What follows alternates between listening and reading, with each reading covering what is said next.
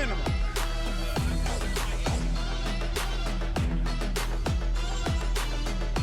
We do whatever we want these last 2 days. Remember at the end of the year in high school, it feels like that. We do whatever we want.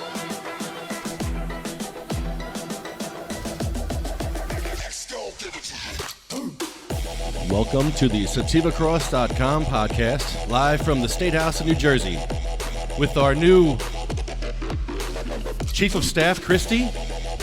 No. Attorney General, Christie. No.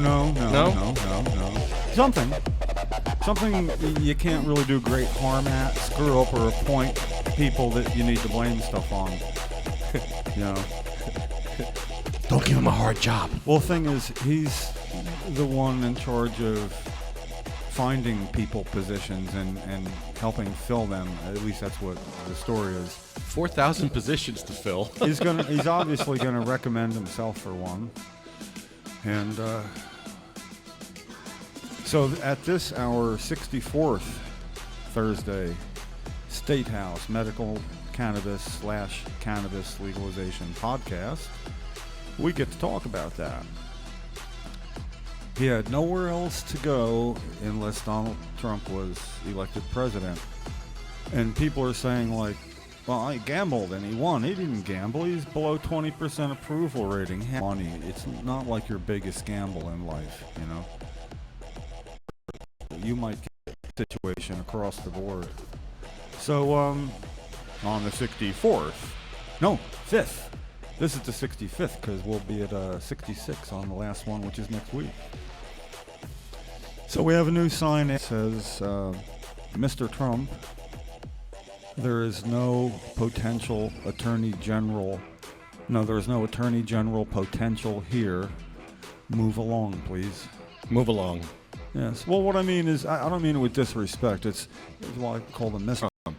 Because you know what he considers okay for attorney general in the state of New Jersey, one who, when confronted with a new law, a whole new kind of law, medical marijuana, knowing there would be cannabis smoked legally where police might see that, there are guidelines, and it was up to him to make sure everybody understood the guidelines. And you've spent how many police station visits? 60 maybe? Yeah, 50, 60? 50, 60, too many. Somewhere. You've been saying 50 for a long time and been going to more stations. Yeah, but it's 60. good. You know, really, if somebody's going to argue, it's going to be for a higher number. Yeah, That's just a lot. And it's been like maybe over a 2-year period now. So you wouldn't have had to do that if we had an attorney general who could do the job here, the simplest of jobs. And he's failed at that. And you've got mounds of video demonstrating that. So here we are now with our governor in charge of a transition to a presidency. That's it. He's not my president. He's not my president. He's not my president. We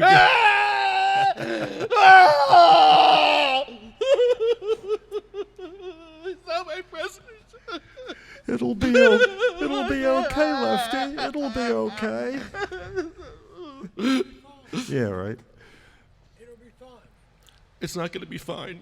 It's not going to be fine. How could this happen? I'll tell you how it happens. No, I'll tell you how it happens. Well, you know what went wrong. Well, you know what went wrong. Okay, first of all, let me start out by saying, for better or for worse, Hillary Clinton is now totally irrelevant in any discussions we need to have about this, because that's behind us. Moving forward, understanding the new playing field. Get behind me, Satan. Understanding whatever the new playing field turns out to be.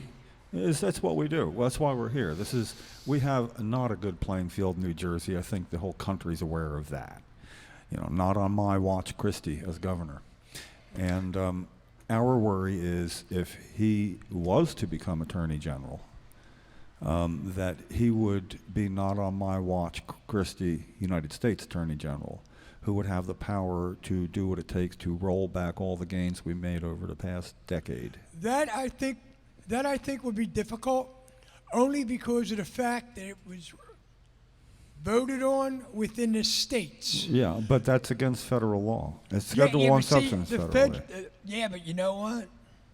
It was still done through democracy. No, it was done through democracy, and if you'll see, the Attorney General does have the power to direct if he's not told not to by the president. He can direct things any way he wants and stand behind the fact that federally speaking it's a Schedule I substance. Therefore, it's against federal. No, he could. It's possible. Trust me. And right now, listen, William, this is important. We live in a world where you cannot say that would never happen. I'm not saying that. Yeah. What I am saying is that the government is supposed to govern, not dictate.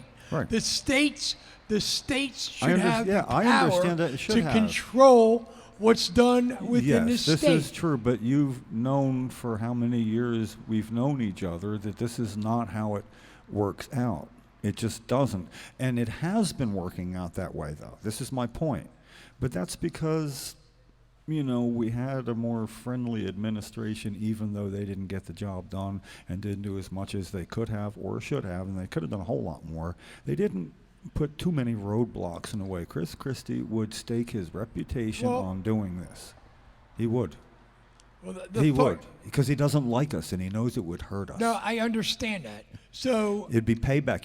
He does retribution. Look what happened with the Cones, right? And don't forget, our president-elect, and we want to all be trying to give each other a chance, and I'd like to make sure that we do remember that our president-elect, and you got to take him at his word, right, said he thinks that Chris Christie knew about this. I mean, I saw it on TV. Oh, he knew. Trust me, he knew.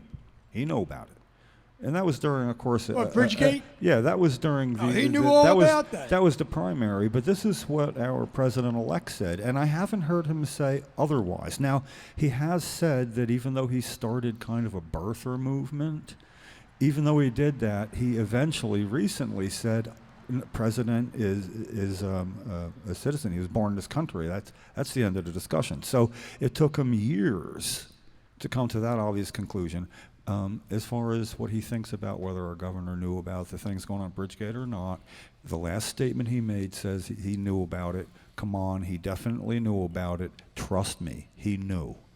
All right, I'm trusting him, and I'm thinking, I didn't think he knew.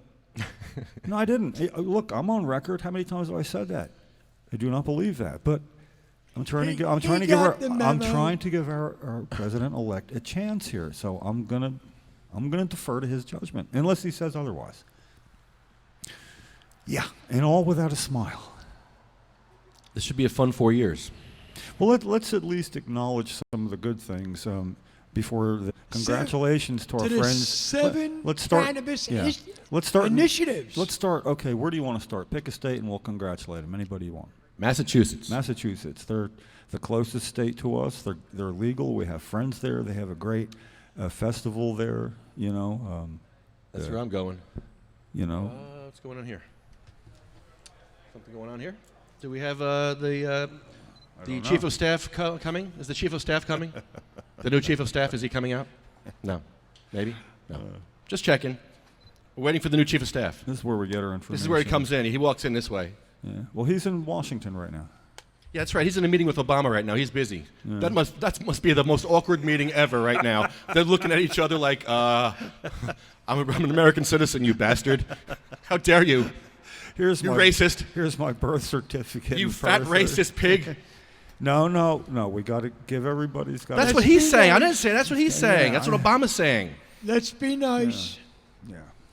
That must be awkward, though. No, he wouldn't be saying that. No, he's thinking it. He's a class act. Obama, say whatever you want about the guy. He's a class act. He has been. He is. Did you bring your hood today? You said you were. Are we going to do Harry Anslinger today? I wasn't planning on doing Harry Anslinger. Not now. Well, you thought it.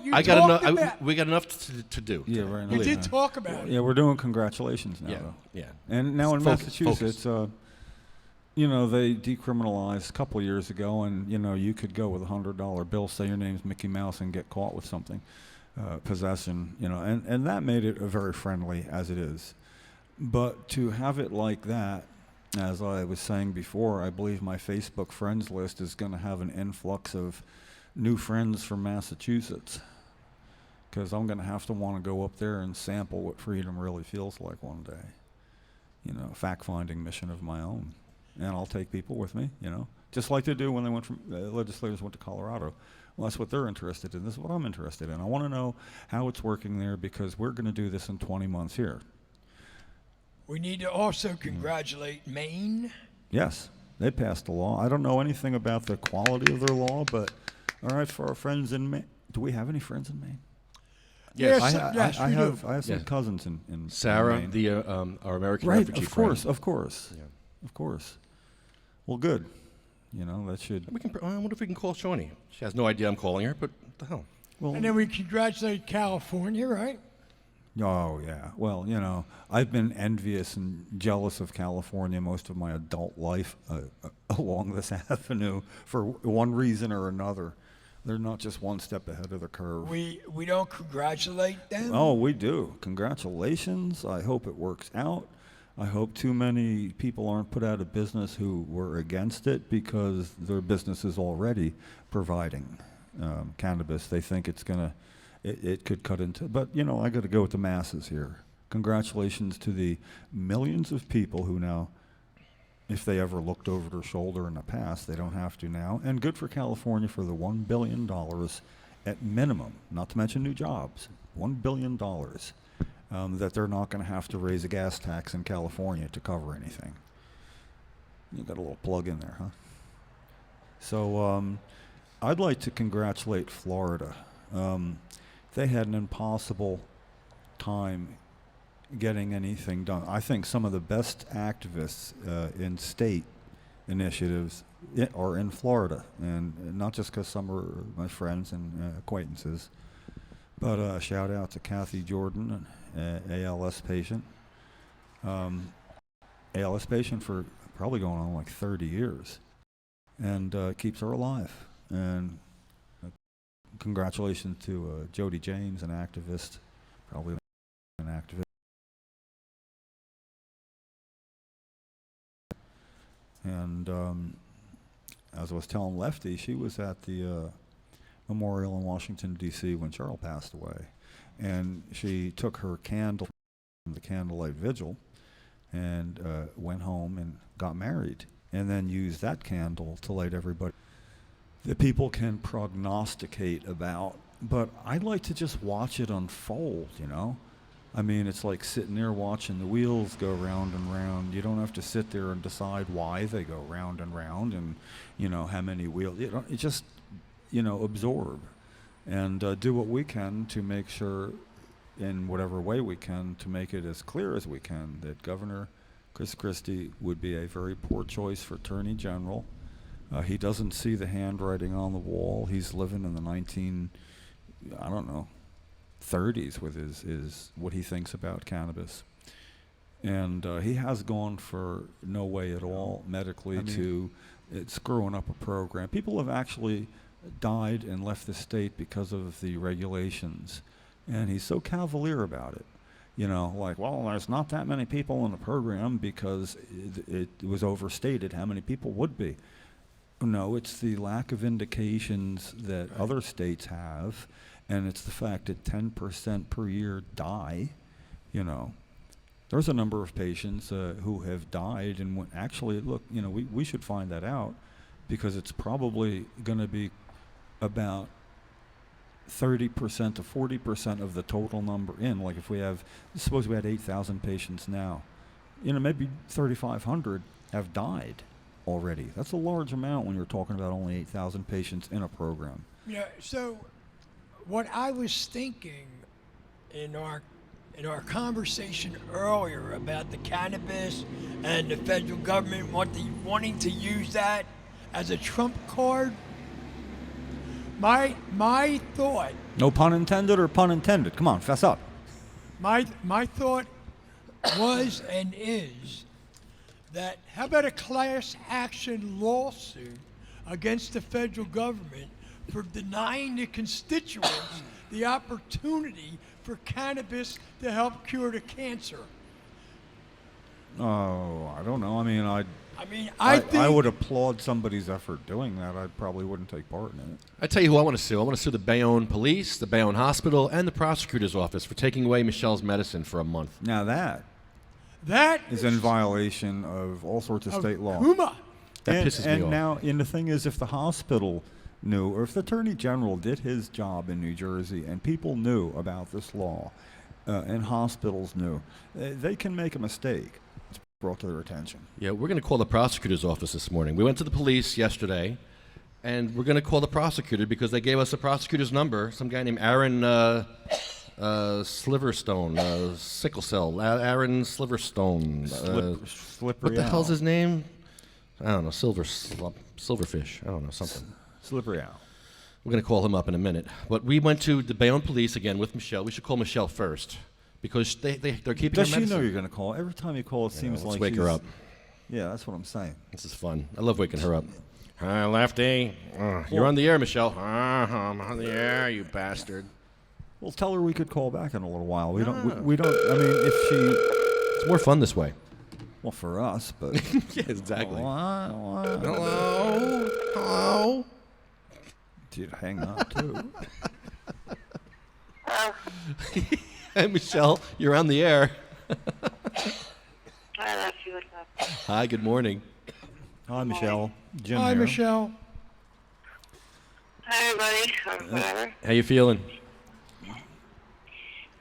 I feel horrible today. You still have not got your medicine back from the police. Yeah, no. We went there yesterday, and we got a phone number for the prosecutor. So I'm going to give them a call. What would you like me to tell the prosecutor in your behalf? Live on the air, of course. I just want to know if I don't think he's the one that has it. I think the Bayonne police station has it.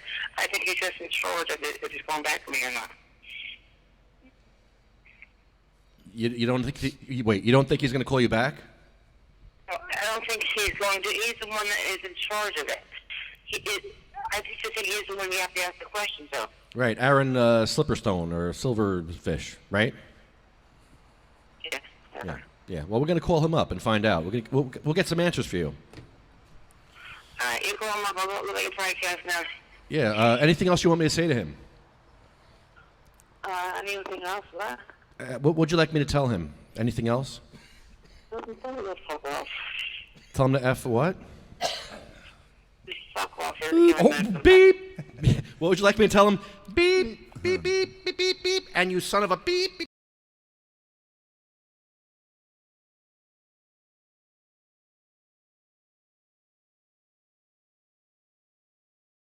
Beep, beep. Okay. Yeah, All right. exactly. Gotcha. I gotcha. Hear you loud and clear. Well, these bastards are keeping your medicine from you, and it's ridiculous because I gave you some medicine from my dispensary. I gave you some of mine. I don't care. I'm not going to let you suffer while... No. So, yeah, I shared. F Kuma, and if you need more, I'll give you more. Yeah, I want more. I'll see you after the podcast. Okay. I'll be here. Oh, man. I have nothing. It's killing me. You have nothing because the police took away your medicine. This is pathetic. This is pathetic. Well, yeah. I don't know what to say. Except I'm going to call this guy Well, up. better figure out what to say. You're going to be talking to him in a minute. I'm about to curse and go beep, beep, beep, beep, beep, beep, beep, beep. Oh, I'm at the ready. No, don't worry, Michelle. Lefty's really very good when push comes to shove, and he's got somebody on the phone. He can be talking like he wants now, but I've been impressed over the last few weeks at his skill level. Yeah, is off the charts in that area right now. So he'll represent well. I'll make you proud. Don't worry. Yeah, Michelle, he's Okay, taking the high thanks for road. that. Yeah, we're taking the high road. You get it? High road. Oh, you guys are that? Oh. You're teasing somebody with nothing here. So saying you have no roaches, no nothing? No, I really don't. I have a little bit, but I have just my whatever. All right, smoke some roaches, turn the podcast on, and sit back and put your seatbelt on. We're gonna call the prosecutor who's holding your weed, your cannabis. and he's going to call it cannabis. Sorry, I keep calling it weed for some reason. I went from marijuana to weed, and it's like no, both of those words are Cannabis, bad. right? Cannabis. All right, Michelle. All right, thank you. Michelle, who's the bigger douche, the prosecutor or the cop who took your weed? She's going to hang up. One for Jim. All right, I got one right this week. I knew she would hang up. Okay, let's call Aaron. She just doesn't like either or questions. Aaron Silverfish. Like both. All right, this should be good.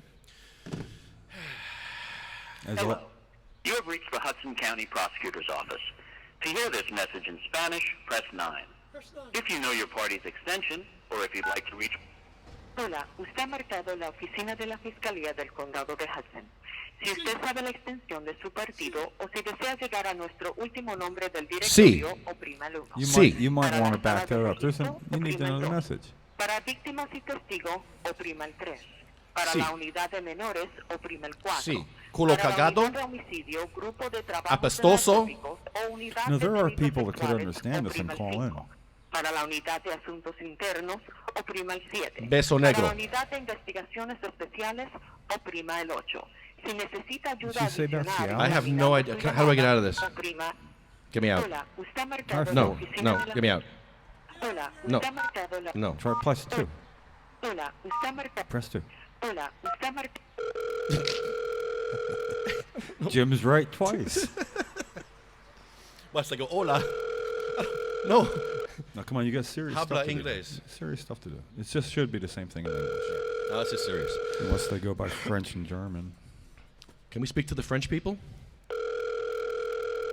The person at extension 6532 is not available Well, to that's take good your call. because we What are these prosecutors doing all day? we Really? got to recall and don't press the Spanish. William, do not tell me to press Spanish again. Yeah, because Lefty will do whatever people tell Yeah, him. I'm a sheep. He jumped off a bridge at least 5 times in his life when somebody told him. Mm-hmm. Hello. Hello. Oh, my phone. Oh, no. That's not good. My phone is not working. Oh, God. My phone. My phone. My phone is not working. Oh, Jesus. I need a new phone, Jim. You do. Yeah, you got issues here. Hold on a second, please. Hold on. Hold Michelle, on, the please. whole world that's watching, The there's whole people officially on the edge of their seats waiting. Quiet, quiet, quiet. Lefty's going to here we call go. the prosecutor. Here we go. Got it again. Let's hope this works. Please work. There's probably people at keypads waiting to type about this right now. The call is going through. It looks like. Bloggers and whatnot. Oh, we lost our... Shoot, hold on. Something's wrong. Hold on, Jim. We are Producer. having technical difficulties. Lost my connection? Lost my Bluetooth. That's what happened. Hold on. Yeah, you keep saying things that I don't really understand the relevance of and then saying, hold on, like I'm going to get up and go somewhere, you know. This happens, you know. Sorry about that. It's part of the fun of It's- live. I have to produce, and it's kind of hard to do it all at the same time. Yeah, we do this next year. We're going to You have have a reached the producer. Hudson County Prosecutor's Office. Okay. To hear this message in Spanish, press 9. Don't press that. If you know your party's extension, or if you'd like to reach our last name directory, press 1. The record room. If you know your party's extension, please dial it now. Or for the dial by name directory, press 1. So far, so good. Start entering the last name. For Q, press 7. For Z, press 9. To exit, press number sign. Okay, that's the sound of a phone call being made. 2. Names have been found. You may continue spelling the name, or press number sign to select from the list of names found. This is really good 1990s technology here. I like it. 2. Names have been found. Probably You two may guys continue with the same spelling exact name. Or press number sign to select from the list of names found. 2. Names have been found. So You may basically, continue spelling the name, or press number sign to select from the list of I names just found. pressed the number sign. For last name, S-I-L-V-E-R-I-O. First name, F-R-A-N-K-I-E. Not him. No, not him.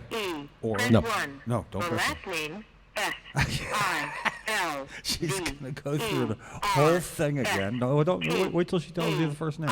And then what to press. First name, A-A-R-O-N. Press. Don't press. Don't Press press. 2. To exit, press Okay. Okay. All right. Here's where I take the earphones off and take a picture. Yes, hello. You're on the air with Sativa Cross. Is this Aaron Silverstein? Yeah, who is this? Oh, this is Lefty Grimes. You're live on the air. We're doing a podcast outside Chris Christie's office here in Trenton. We have a question for you. There's a woman in Bayonne who had her cannabis confiscated by the hospital. The hospital gave it to the police. The police, in turn, gave it to you, apparently. They gave me your name. How do we get Michelle Burns' cannabis back to her? Because she has multiple sclerosis. She needs her cannabis back. They took her month's supply. He just hung up on me. Now, wait a minute. Isn't a prosecutor a public servant? Is a prosecutor a public servant? He can't just hang up on me. You can't no. Yes. You don't just hang up on the public like that. I have a question about somebody with multiple sclerosis, and you have her medicine, and you're going to hang up on me? That's your answer? Okay, don't. First of all, don't yell on the microphone, even. You know. But you can't talk to him like that now. It'll push it further away. You know that, right? I mean, good vent now, but you can't do that. It will push it further away. For the homicide, narcotics task force, for sex crimes unit, that's 5. For the internal you affairs really- unit, that's 7. I missed my number. You guys threw me off. What number am I calling here? If you need further assistance in routing your call, press 0. Listen, What was I doing? Where was I? stop, gather your forces here. I'm good. No, I'm good. She's authorized you to Good talk morning, about this. prosecutor's office. Yes, hi. Can I speak to Aaron Silverstein, please? You're on the air. Sure, hold on one moment.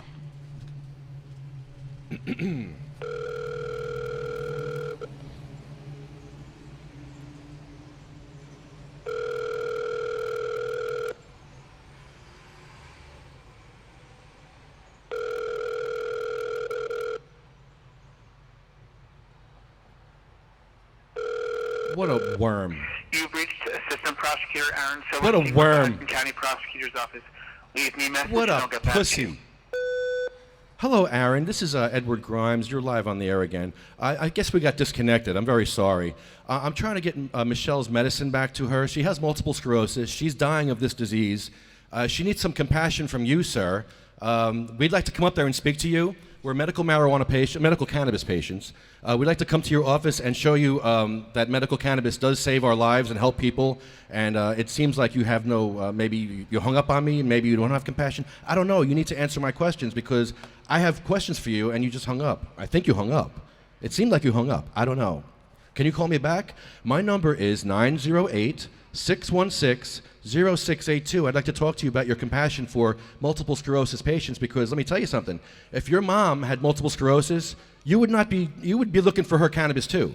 You would be making every phone call you possibly could to get her cannabis back. And that's what I'm doing right now. I'm trying to get her cannabis back because the police have no right to take her cannabis. Her civil rights have been violated by the police, by the hospital, and apparently maybe by you too. I don't know, but I need answers from you, sir. Are you holding her cannabis hostage? Do you want something from her to give her cannabis back to her? What is your agenda, sir? Why are you holding her cannabis hostage? This woman needs it to save her life. So what more do I need to do to get her cannabis back? I'll come there. I'd love to come there and to talk to you. Again, my number is 908-616-0682. We're podcasting live from Chris Christie's office right now. If you want to call in before 2 o'clock, that'd be great. We can talk to you live on the air here in Trenton. We'd love to hear more from you. You're a public servant, and the public would love to hear from you and your reasoning for keeping a medical cannabis patient's medicine. It's actually very sad that I have to make this phone call to you. Usually when I make these phone calls, I'll use up the time and be silly, but this is not silly. I'm actually being very serious about this, sir. This woman is dying. There are other people dying, and you need to understand that you made a mistake, and you need to give her cannabis back to her immediately. Not tomorrow, not the next day, like yesterday, okay? Because if you knew somebody who was sick and dying, you would do whatever you can for them. Is that right? Am I wrong? But I don't know. Maybe I've been to Bayonne, and there's no compassion in Bayonne, so maybe Jersey City is the same way. It seems like there's no ramps in Bayonne. Maybe the prosecutors can do something about that too. You know, there's no ramps in Bayonne for people in wheelchairs. If you want to do something for the public to help people, instead of keeping their cannabis from them, why don't you help them get into businesses with wheelchairs? Help these cannabis patients get into these businesses because they can't get in. You go down Broadway in Bayonne, Mr. Silverstein. Go down Broadway in Bayonne and look at all the businesses with steps. And imagine yourself in a wheelchair with multiple sclerosis, dying of a horrible disease with no cannabis. The prosecutors just took your cannabis away. So you're driving down Broadway with no cannabis because the prosecutor took it, and you got no way of getting into businesses. What kind of life is that? What kind of life do you think that is? You have enough hoops to jump through with your illness, and the government and you are going to give them more hoops to jump through? Really? Really, dude? I don't know, man. This guy, he's not answering the phone. I think he's scared. Yeah. Well, You think he's scared? He gets to do that. He has nothing to gain by having a conversation with you. He does. If you were her lawyer, also, she can write a letter to the prosecutor, notarized letter, giving you Edward Grimes or whatever your other fake name is. Lefty Grimes. Lefty Grimes. If you call me back, Silverfish, call me back as Lefty. Don't call me Edward. Okay, but point is, first, okay, he's not. So don't worry about it. You're not going to call me back? No, he's not. Listen to what I'm telling you. I have unfortunate experience with people who deal with prosecutors from the other side of a glass wall. I bet he's a defense attorney in the next town over. Somebody else, to be able to talk, you have to be designated by that person, Michelle, to talk on her behalf. And I'm not sure exactly if it's more than a notarized something sent or delivered. But you might want to consider finding out about that and hand delivering it to the office and see if you can have a conversation. Cold call. So I can hand deliver it while I'm smoking my cannabis outside and deliver it and Well, you go can through smoke the your whole- cannabis first and then hand deliver it. Okay. You're allowed to. It's legal. Okay. So Aaron, I'm going to come smoke some cannabis over where you're at, I guess, and bring you this paperwork that you need. I really hope it's on a day that I actually can get there. Yeah. What would you do? You if- wouldn't think I have a schedule, but I do. Jim, what would you do if somebody kept Cheryl's medicine for 30 days, for 6 weeks? What would you do? Would you try to find it? I'd probably... Recording has stopped. You have reached the recording limit. That's a hell of a limit, isn't it? Yeah, you got 8 To minutes. record some more, 5 minutes. press 5. To review your message, press 2. Nah, we'll send it. No. Send it. No, send it. What, hit 1 to send? I don't For know. more information, press star. No. I'm going to just send it. To record... What would you do if somebody kept Cheryl's medicine for 30 days, for 6 weeks? What would you do? Would you try to find it? And this message. That's the end of this. Okay, listen, don't To worry. add to the message, press Seriously, 5. we're missing good podcast time in favor of worrying about him, whether he hears this or not. Trust me when I tell you, just do the front door thing, and if there's a lawyer willing to write the letter for her, and it carries Esquire, and you hand-delivered that, it would mean more to them than anything else we're doing. More than a podcast and national attention? Yeah, well, you know. International scorn from the international community? Really? Why do I think he really doesn't care about that? Because he's a prosecutor and he doesn't care about people? Some do. Unless he's a defense attorney in another town. Then he cares about the people when he's a defense attorney in two towns over. I've seen that. Is Nick Scutari still, what kind of prosecutor is he? Is he Hello, a prosecutor? Ken Wolski. Hello, good morning. It's Ken Wolski. Good morning. CEO Good morning. and co-founder of Coalition for Medical Marijuana New Jersey, 501c3 nonprofit in good standing state of New Jersey for over a decade. Ken, welcome. Thank you. We have our donation jar here. We do. These podcasts aren't And cheap. believe it or not, there's room for more in there. Now, Lefty, but some people may just resent being recorded. They don't want to be on the air. You tell them they're on the air, which is nice, but they may have objections to having their conversations recorded. Aren't they- I think we just witnessed that. I Aren't they- think that's a legitimate thing. Aren't they public servants?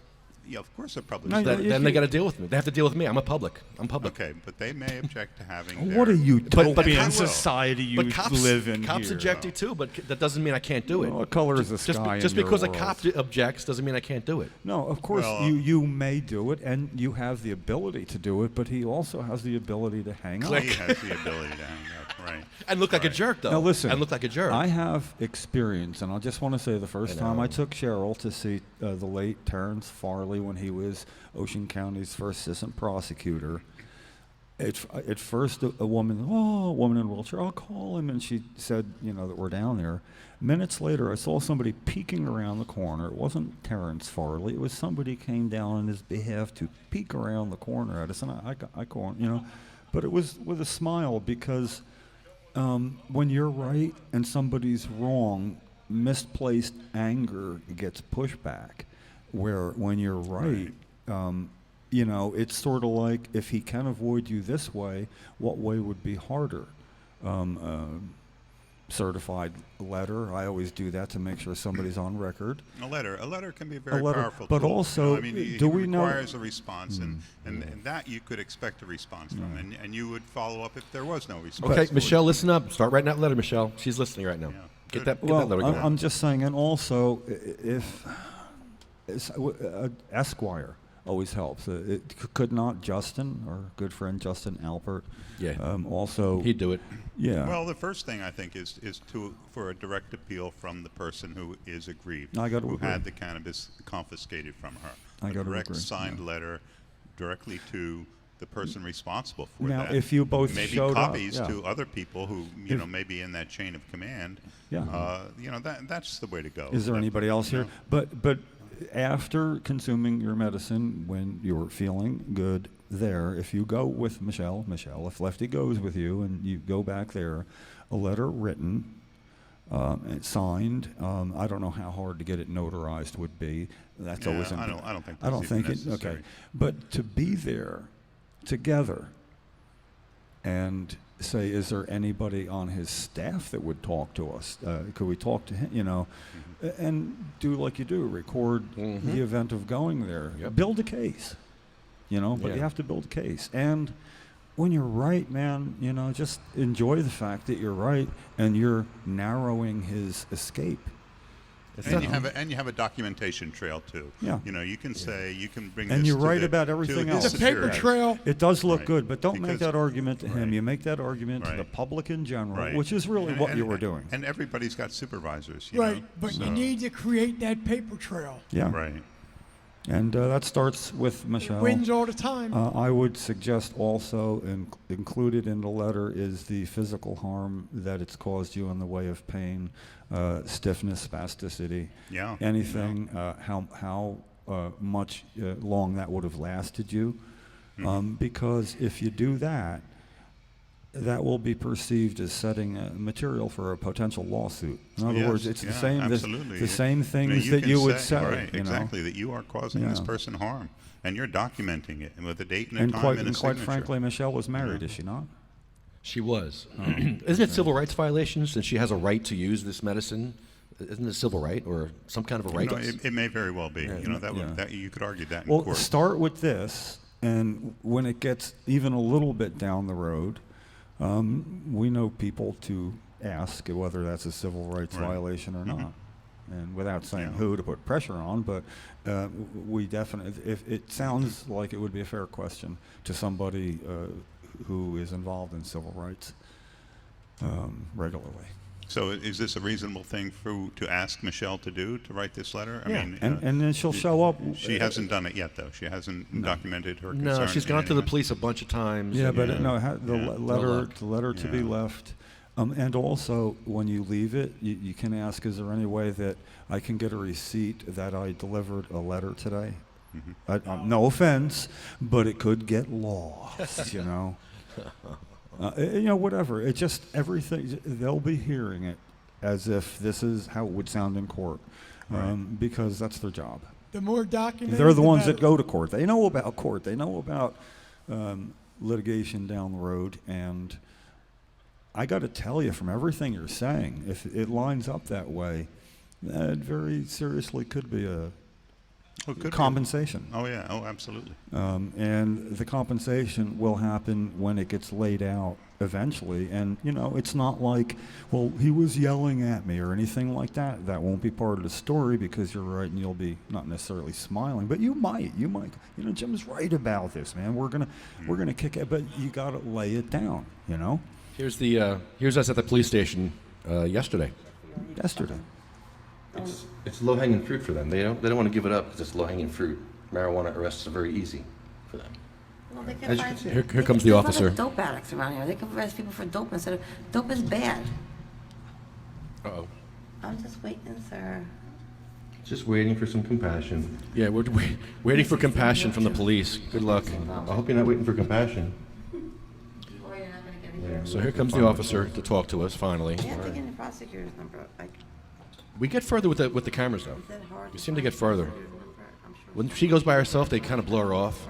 When I go with my cameras and the blinking light on my head, they're kind of like, And your don't shoot, I'm white shirt. yeah, this kind of gets their attention. He's like, please, Don't wear that when you go next time, by the way. This bitch is here again. Okay. Please get rid of her. Serious. Okay. Suit and a tie. Meet us in the middle somewhere. Not a suit and a tie, not to don't shoot on white shirt. Business casual. You know, it's you. when you- Business casual. It's a well-known fact. You dress like them, even if it's in their casual. So you went to the Bayonne Police Department with Michelle. With Michelle and Honeybee from Oregon. Honeybee came in from Oregon to visit, and she was amazed at the ignorance that she saw here in New Jersey. Let's call Honeybee too. She witnessed the ignorance firsthand, and the officer just kind of, gave us the number of the prosecutor and said, give him a call, pass the buck, and you saw what happened. So they were saying that they did not have the medicine there at the police station. They said they have it, but the prosecutor has to release it. That makes sense. Okay. So it's in the prosecutor's ball court, and you're trying to deal with it there. But Mhm. you're calling unauthorized Right. in writing on the air, and when you show up with her, and it's already there, and you say, "I'll be needing a receipt that I dropped off a letter." Who do I get that from? We need a paper trail. You'd say that. I mean, and you're trying to do this right. And I say I didn't wear the "Don't Shoot, I'm White" T-shirt. Yeah, I'm sure. I'm You'll be sure. Thank blending you so in. much. I appreciate this. Okay, here's the other problem we had, man. Never mind.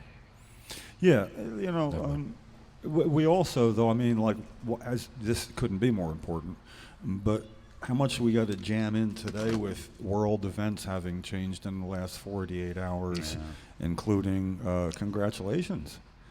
Ken, we have congratulated so far Massachusetts, Maine, Florida on their medical law, and we've mentioned the California. others. California, we congratulated them. What stands out in your mind of the initiatives being voted in? Give us an official summation. I mean, California's official huge. or the personal. The personal. We're doing personal today, obviously. We're free-forming it a little more the last two 4 podcasts. social and 3 medical, right? I believe. In Montana. And it sounds very well. Yes, Very good when you Arizona's say social. Arizona's social or recreational marijuana was defeated, but California was passed, and Maine passed, squeaked by. Massachusetts passed solidly, and Nevada passed. So That's great. It is terrific. We have terrific support for legalizing marijuana in the November 2016 elections, and in addition to that, 4 states voted on medical marijuana, and Arkansas, Florida, Montana, and North Dakota, and all those resolutions or initiatives Arkansas. passed. I got to say, I don't know about the other Arkansas two, but and Florida Arkansas and yeah. Florida were like probably 2 of the hardest states. Right. Or 2, if you had the 10 hardest states to get law passed, and they'd be there. Yeah. And, I don't know why. We're talking about more states have medical law than don't right now. Right. Arizona's initiative failed also. Yeah, that's for social use. Right. And they're about as red of a state as can be. And I'm not here to talk politics in particular, but it's a well-known fact that the Republican Party is certainly more against initiatives that make progress in that area. And so if you're in a solidly red as red can be state, and Arizona meets that qualification, it's not a surprise that it passed. Could it be because they have trouble with Mexicans, and that's really where it started in Mexico? I mean, I don't know. Maybe they're still listening to the Harry Anslinger rhetoric about, Well, there's a lot of Mexican money scores. poured into the Arizona campaign against, legalizing it in Arizona. Where'd it come from? Not that it matters too much. I'm just kind of curious. Yeah, I don't remember off the top of my head. You round up the usual suspects: pharmaceutical industry, the prison industrial complex, alcohol industry. Pick and choose. These are the people, and the prison industrial complex. Comprising. Police. Right, prison industrial. They're probably part of that. With the substance abuse, it's a huge industry. They all have a lot to lose. The bad part about all that, of course, is that's stacked up against what other people have to lose doing it their way. So, built-in failure. Well, the progress is being made. I just have no inkling of an idea if there's going to be attempt at rolling these back with a new administration. Well, that's a good question. You know, I woke up the day after the election, just feeling nauseous and ill. Me too, but that was like has to do with vodka.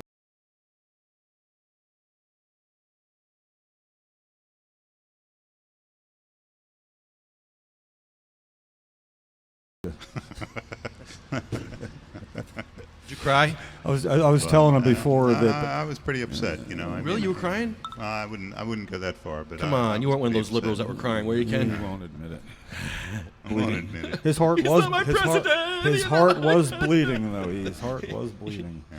Yeah. Well, And, I didn't even vote for Hillary Clinton. I voted for Jill Stein, but still, Hillary, with her flaws, I thought, stood head and shoulders above Donald Trump as representing, the leader of our country. Let's look at our issue, cannabis, in whichever form we might want to look at it.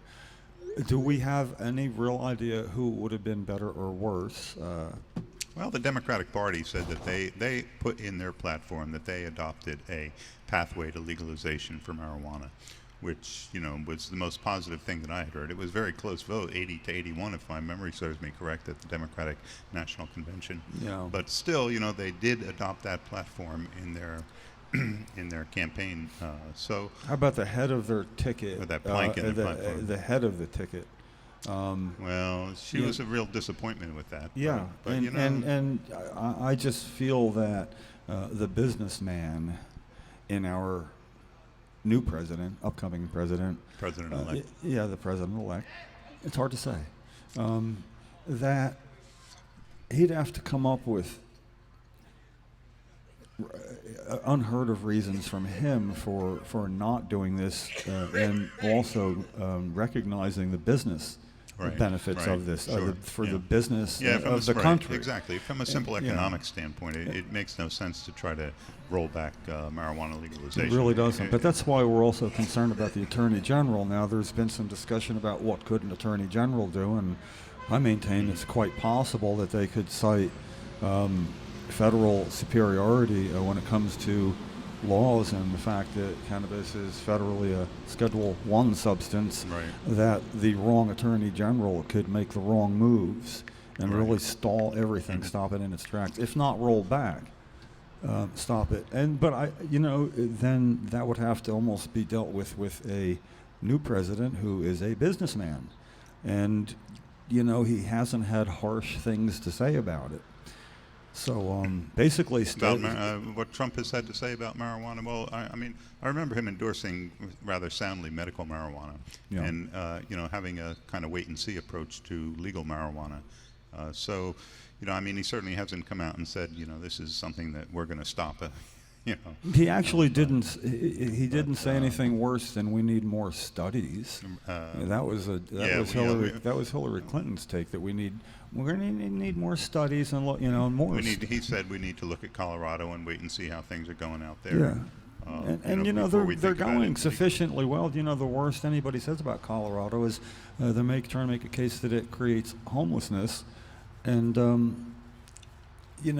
some of the homelessness is actually people that came out to work.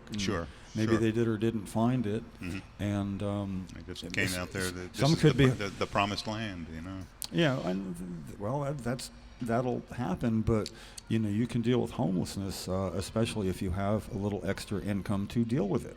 So if that is indeed a problem, they might be able to divert some money to deal with homelessness from that, and see if that becomes a wash. Right. So I see the economy in Colorado booming. The places are being built to house the new cannabis industry, and our legislative fact-finding the tour. Schools are getting money. Oh yeah, absolutely. That's what they saw as well. Our legislators didn't have a bad thing to say about the cannabis industry in Colorado. The Republican and Democrat both. Right, exactly. So that's why there really is, and we're very hopeful for continued cannabis reform here in New Jersey. We think in 2018, by first part of 2018, we're going to have a cannabis legalized. As part of the budget. So the plan, the solid plan is, and it's not a secret plan no more, They want to deal with that immediately. And Philip Murphy has been very supportive, certainly.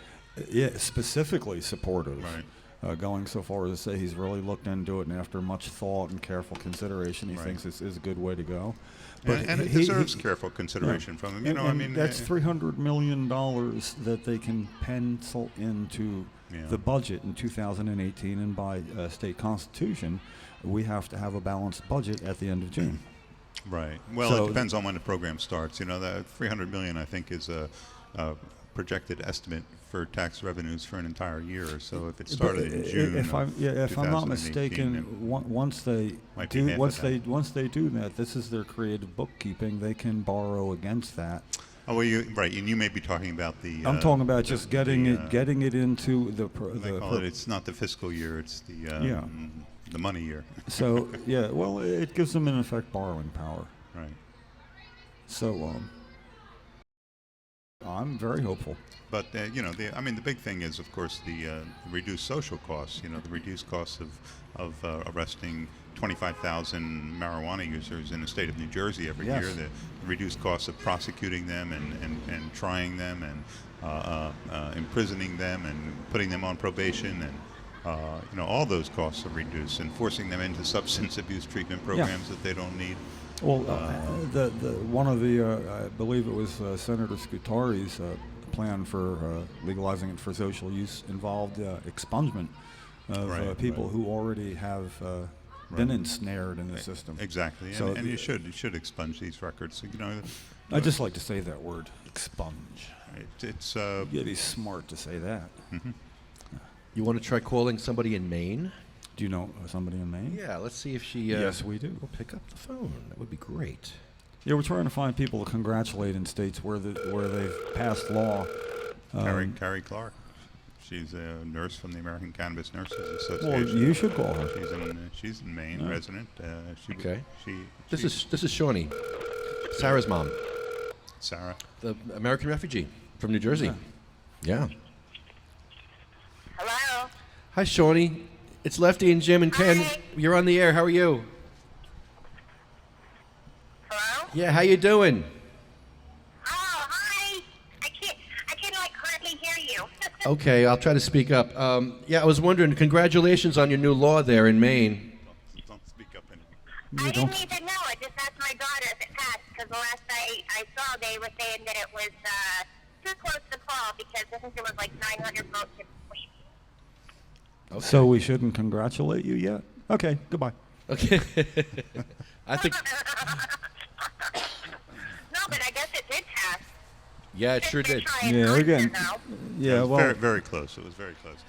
Yeah. it was close and good for that, but you got to be pretty happy about that. That's all right. That's Uh-oh. you know, I mean, Well, I'm just happy I'm up here. yeah. Yeah. Well, we miss you, and sorry that you had to somewhat flee the state, to make everything Oh, right. but you know what? It's better all the way around up here, so I'm glad I made this move. Yeah, Sarah's doing better. Oh, yeah. A lot better. That's great. That's great. And if we ever get to see Maine, I won't have to look over my shoulder because I'm not a legal patient.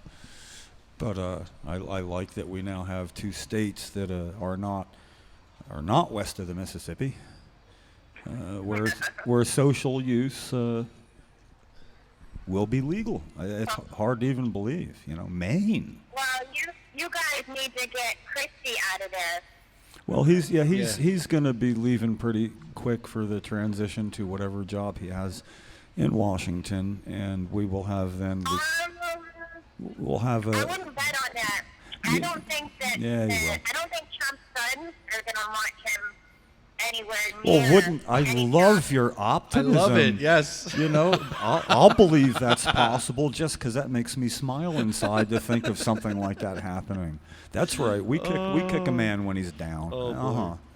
You kick him, roll him over, and kick him some more. He'll be chief of staff, Shawnee. No, it's They're no. not going to want want him for anything because of Bridgegate, because of Yeah. all the controversy behind him. I don't want him anywhere near Trump. Well, you know, as you say that, and we are in front of the State House, we've got the cones out with the traffic study explanation with a picture of me and Christie and Bill Baroni, who was just found guilty. So we're still poking him about that to remind people.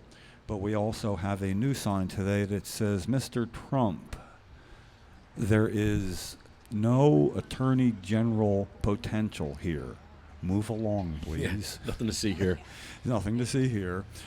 Because it's the Attorney General worry that Christie is a not in my watch in New Jersey, and if he had anything to say about cannabis issues federally, it would be not on my watch as Attorney General. But with his low approval rating, you know, it really should not be an issue. And he's not here today, but we have hopes that next week, our last Thursday podcast before Thanksgiving, meaning we end our year, that hopefully he will have to come in one more time by us this year. Because he has a lot, maybe 11, 12 out of 32 so far. And we'd like him to see that we don't want him as Attorney General either. I'm a firm believer that, you know what, it's all going to come back and bite him for Bridgegate. And when I say that Trump, they're not going to want him anywhere near the cabinet, and I mean his son, Eric. They're not going to want Christie there because of all the controversy. Maybe. I mean, they called Hillary out on all of her, you know, corruptness and controversy and everything going on. They're not going to want to put Christie in there and turn around and have people say, oh, you know, he's the same. Trust me. Shawnee, did the new law that they just passed, is that going to help you at all with Sarah's treatment?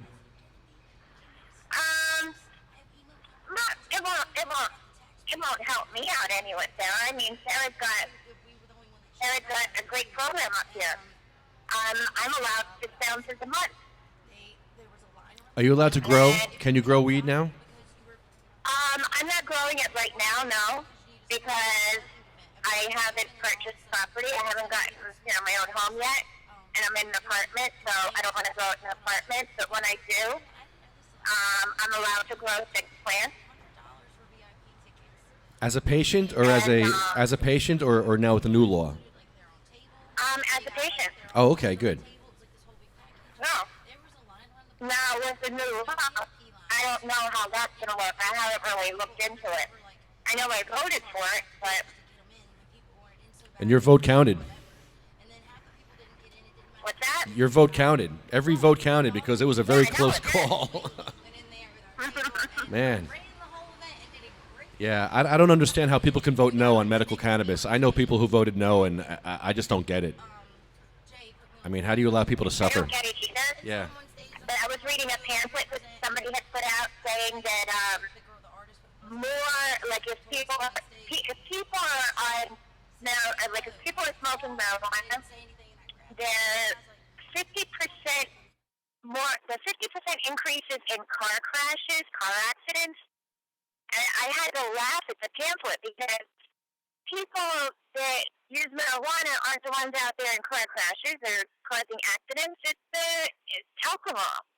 Right. They don't add that alcohol was involved in the crash. They add alcohol and cannabis, but they only report the cannabis. Right. Exactly. They were drunk too. That and they said something about if a parent is using, you know, marijuana. That guy just cut you off. Yeah, he did.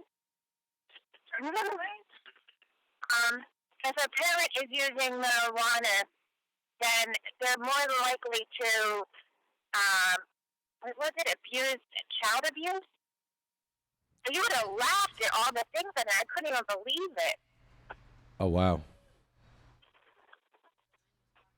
Yeah, I've heard it all.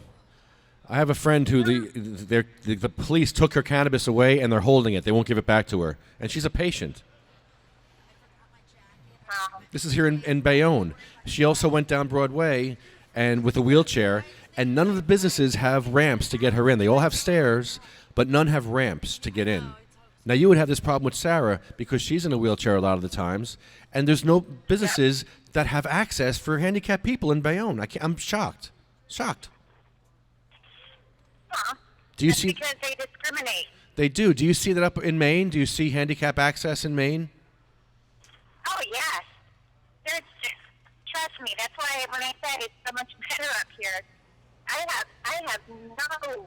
I could go to the store with Sarah, and I don't like if I don't have my stroller. I don't want to use my stroller. They have the grocery cart that's handicapped, like with the chair built in. They never had that in the stores back in New Jersey. The Carolina chair with Sarah. I mean, in these whole places there are ramps. There's plenty of parking spots for a handicap. Yeah, not in Jersey. No. We had a medical supply company that cursed us out. They didn't have ramps. They should be selling ramps. They didn't have any ramps. And the medical supplies company's answer to us going there asking for a ramp was to call the police on us, on a girl with multiple sclerosis in a wheelchair. And they wanted to call the cops on us. That was their answer. Wow. Yeah. Can you imagine? We should call them up. Wow. Let's call up Helping Hands in Bayonne. Yeah, you want to call Helping Hands in Bayonne and ask them where their wheelchair ramps are, if they have any for sale. There you go. Let's get everyone to call them up. What about DC? Idiots. So, well, I'm glad to hear that you have legal cannabis there in Maine now, and I'm coming to visit you. I'm coming to see you guys, and I hope the best for you and Sarah and Ernie and all you guys. Anything you got going on this week? And you have a website? What's that? You have a website or anything going on you want to promote? No, I haven't. I don't even really go on the computer network anymore because I'm too busy enjoying life. Nice. That's what I like to hear. I'm so glad to hear that, honey. Yeah, So glad. that's awesome. I'm Jessie. How are you? Hi. I'm so glad to hear you're so happy. I have some very close friends in Maine, and they were kind of iffy before the bill passed, but now that it's passed, I spoke to them, and they're very excited about the social clubs and people being able to basically come out of the bushes and socialize together and all work together and make their strains better, because my one friend is nothing but a caregiver, dedicated, can't leave the house to go to a concert with me because he's that dedicated. So they are just so excited to be able to unite, and like, I'm so happy for you. I'm so happy for the health up there. It's a whole different world up here too. So. Yeah. Why has it got to be so cold though? I'd be there today, but it's so cold. Oh, it's not cold. It's beautiful. But what about December and February? Ah, no, it's not that cold. Nah, she's like, I got this. I got the fire going. Girl, I would have to have somebody there. What about the snow? Don't you get feet of snow? Not last year. No, the year before. Yeah, 4 foot. Yeah. Oh, that's not so bad. I was thinking like 20-something feet. I got to get my geographics together. I might need to be moving, Lefty. Let's go. Well, we're on the coast. We're by the water, so we don't get as much snow as inland. So if my buddy Okay. lives by a river, he should be a little bit warmer, correct? Well, we're by the ocean, so it doesn't Oh, you're by snow the as much. ocean. That's Yeah. nice water. Oh, lovely. Sweet. Well, you got out of Jersey, girl. Yeah. Yeah, you're a refugee, but you're actually a lucky refugee. You got to a better place. Oh, most definitely a better place. It's so glad to hear that. You know, my family won't even speak to me, and there's a few of my cousins that could benefit from medical cannabis tremendously, but yet they stay in the special clinics and taking this medicine and that medicine, and instead I'm the rogue hippie, and I just tell them anytime I get, and I finally just had to quit telling them because they're just so ingrained in the pharmaceutical mindset. Yeah. Well, I don't know. Some people, I guess, just will never get over it. Maybe once they get it off being a scheduled drug, people understand. And see their child not be a vegetable, and see their child not have the aren't like that disorder. with alcohol, you know? Yeah. They don't judge you. They don't judge you as quickly if you drink alcohol. Girl, don't take those Correct. rednecks beer. Yeah. I'm from Mississippi. God forbid you take their Budweiser. Not my moonshine. Uh-uh. It's a shame how they think that's all right, but yet, and popping a pill quietly in the corner and is okay, but yet curing something or making yourself truly better is not the right option.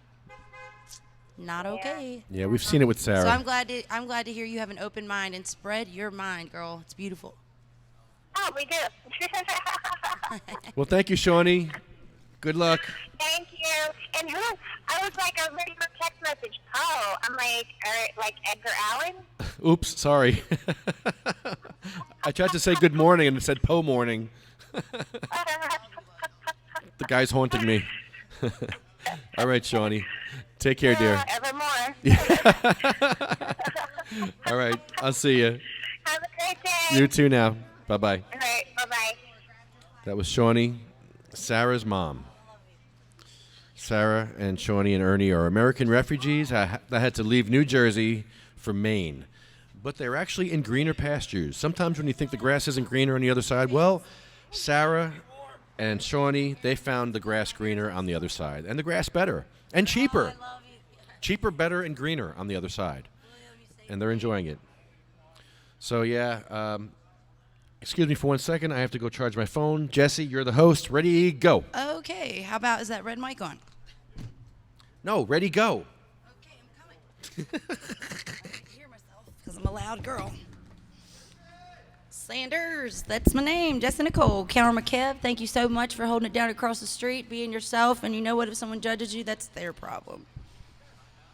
That's right. That's their problem. No, right. we don't need that, Karma. I'm against twerking. Karma. No twerking, Karma, Kevin. What's wrong with you? But that's What's the matter with you? That's not what we're trying to do. Yeah. Don't say dump Trump. That's over. The beef is over. Keep the Christie. The beef with Trump and Hillary is over. We need to unite. Trump's not going to do nothing. You said I got this microphone. So I said both Trump said it at 3 a.m. and Hillary said it the following morning about 11 o'clock. We need to come together as a country. We need to stop being so divided. You see what the last 8 years has gotten us with a Democratic president and a Republican. Hush your mouth. Even if it's not your president, I remind people, what about the House?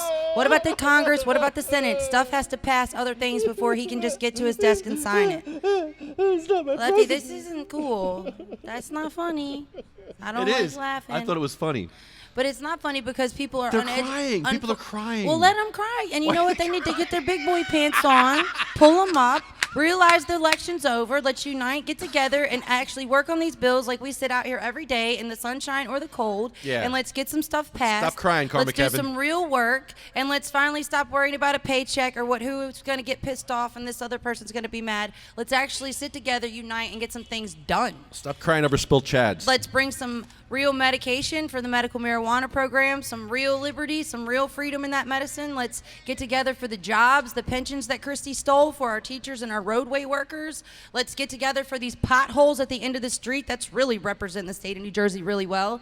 Let's get over the Bridgegate scandal because he's going to be gone, and let's move forward as a state, but then as a country as well. Let's stop worrying about if you're red or you're blue. Let's get together. Let's figure out why we're broke, why nobody can afford their electric bill or their car note together, and let's try to bring jobs back. Let's realize 98% of our tags on our clothes or any merchandise we buy are not United States made. Let's get the jobs back here. Let's stop saying, well, it's cheaper over there and we can export. We'll take the rules and regulations the United States carries that we can't have those jobs here and bring them back. And if Trump does that and that alone, okay, cool. But it's not what Trump can do because things still have to be voted on. That's why everybody wanted to give Obama the woe is me. Oh, he can't get this done, he can't get that done because nobody will unite and vote and this person. No. I'm sick and tired of hearing that. We as the people, we need to get out to our representatives. We need to start talking to them. We need to get educated. We need to stop listening to these teachers that are numbing our children and at home maybe do a little work. Oh. Here's the other problem. Sorry. The other problem is the Federal Reserve.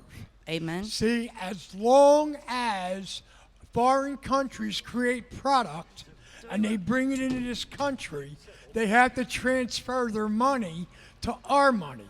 We're making money on the money.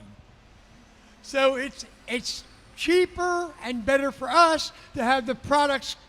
But we have to think past the dollar. We have to think about our families, just like the guy in Detroit. What you're saying is true.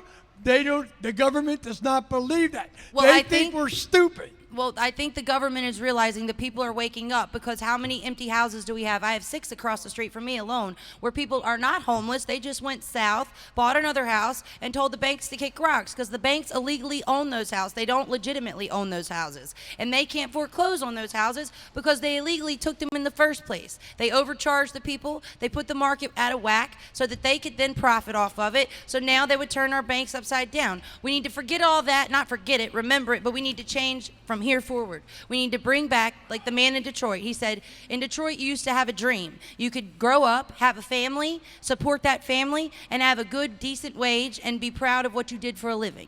Now that all the industry has exported, he can't even get clean water. So if he can't even get clean water, how is he supposed to have a dream to support his family and want to grow that city? That's not just Detroit. That's cities all over America. That's Newton, Mississippi, where I'm from. That's Meridian, Mississippi. That is New Orleans, Louisiana is making a decent comeback, but they're still in the 9th Ward. They need help. I mean, people think that Katrina was a while ago. They're still suffering from that. The Sandy victims, how many people are still waiting on their homeowners or for the bank insurance policy that they paid every month for to be paid out? Because they're protected by the banks, and because we don't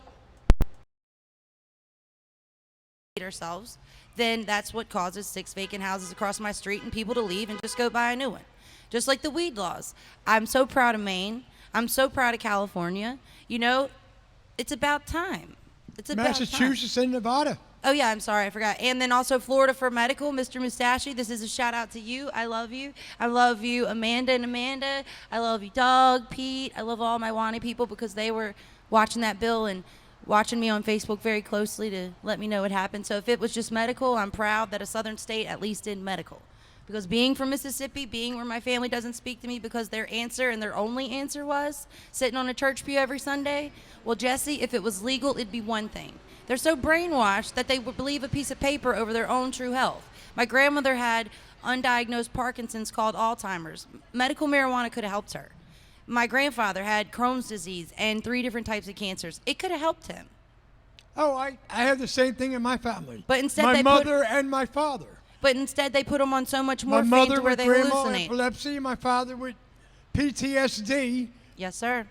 We couldn't even play war movies in our home because my grandfather at 19 years old laid on a landmine, blew his hands off to come back to this country before Americans with Disability Act, be treated like an invalid, not able to get a job at anywhere, even the local Navy base, the country he served for. Till finally the man that ran the base felt so sorry for him, he got a job lower than the janitor.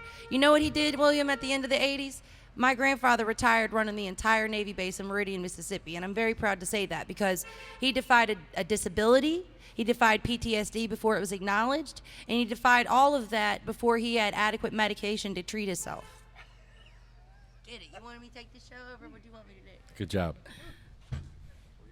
Sorry? You got to watch out how you sit on this seat here. It's like a saddle. Too far forward on the saddle. Woo! I have another phone call to make real quick. Who would this be? We had a visitor from Oregon the other day. She came to the police station with us, and she witnessed herself the ignorance here in New Jersey firsthand. Honeybee. And Honeybee. Let's give Honeybee a From call. a legal Let's give state. Honeybee a shout out.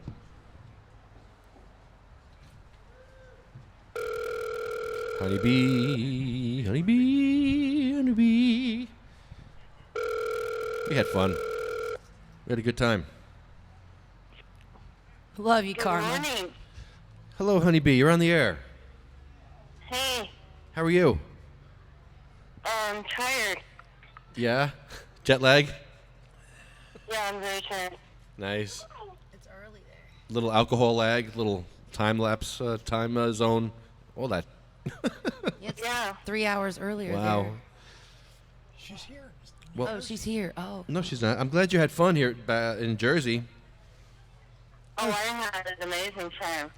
She went home. It was so fun Hi, to meet you guys. guys. Yes, support the medical marijuana and legal Oh, marijuana. good morning, Honeybee. I had no idea that you went back home. What are you doing? Yeah, we're doing a podcast. We're right in front of Chris Christie's office, so there's a bunch of people here, so say hi. And I mean hi. Hi, everybody. Hi. Hi, Honeybee. Hi. Hi, William. Yep. Hi, how are you?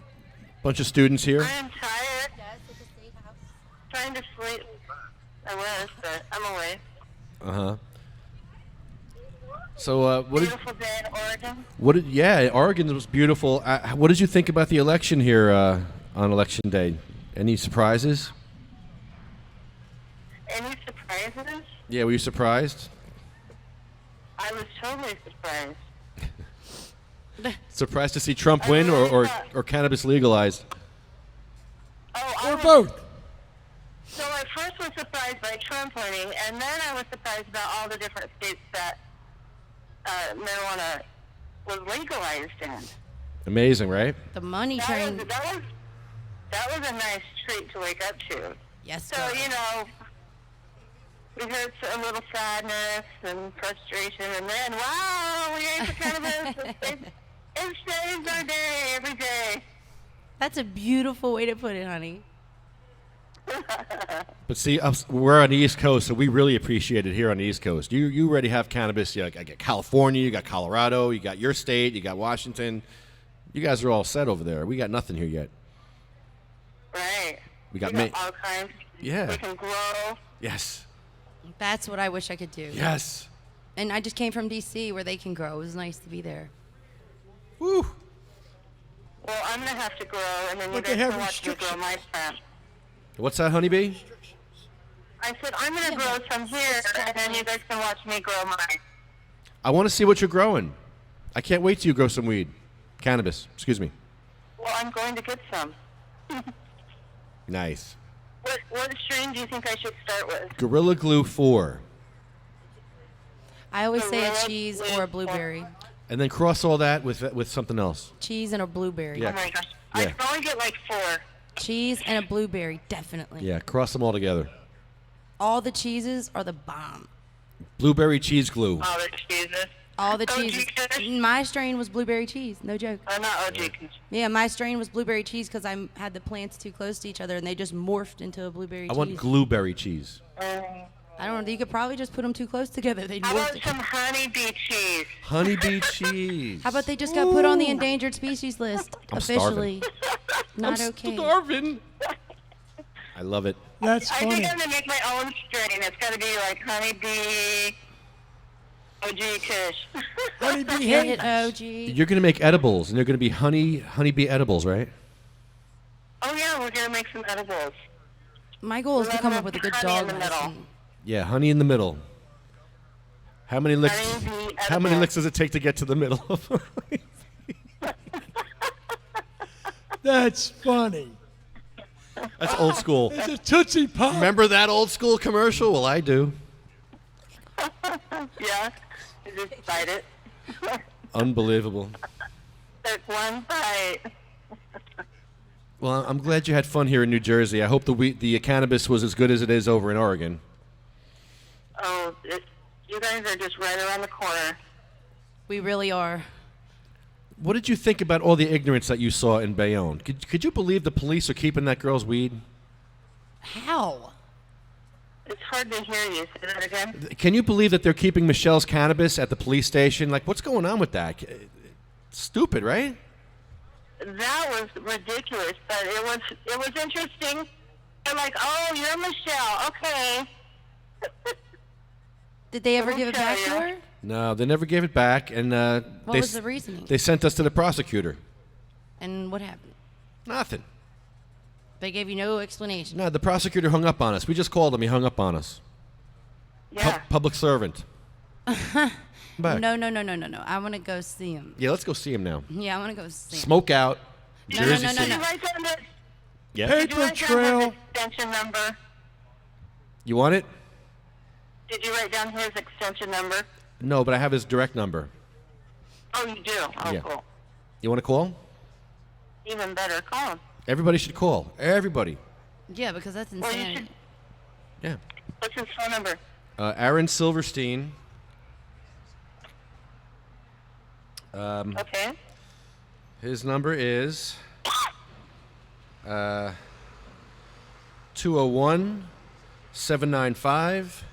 201-795-6400. You just ask for Aaron Silverstein, and I guess they'll connect you. I wasn't sure what his name was. All right. Yeah, we'll get as many people as we can to call Aaron Silverstein, the prosecutor, and give Michelle her cannabis back. Okay, I'll record my call and let you hear what he says. Yeah. It's very sad. We're Like, also dude. Yeah, I'm a little pissed off. I mean, I'm trying not to get too angry, but when you see somebody suffering that needs this medicine, and you're just dilly-dallying and just la-di-da-di-da, and you're just doing what you normally do to make people suffer, well, you have to understand that this girl is dying, and she's not getting any better, and you're keeping her from getting her medicine, from getting any relief. It's just sad. How do you do that to people? Serve and protect. Serve and protect. Yeah, he's a public servant. Really? This is how you serve and protect people. So yeah, we should go see him with cameras and put him on the spot. and a paper trail. And a paper trail. Michelle, get on that. Michelle, get We up should get off. his email, Put the too. bong That's a down, good Michelle. example. Put the bong down. Pick up the pen and write that letter right now. You heard me. Listen. Get up. Get up. Put the bong down, Michelle. Lefty. Michelle. Keep it PG. Put the bong down. Michelle.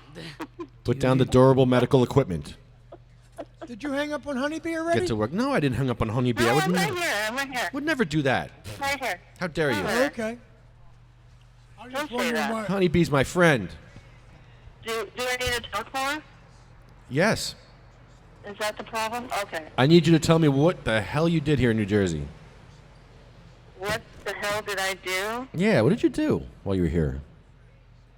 Well, I went to the Bayonne Regina Park.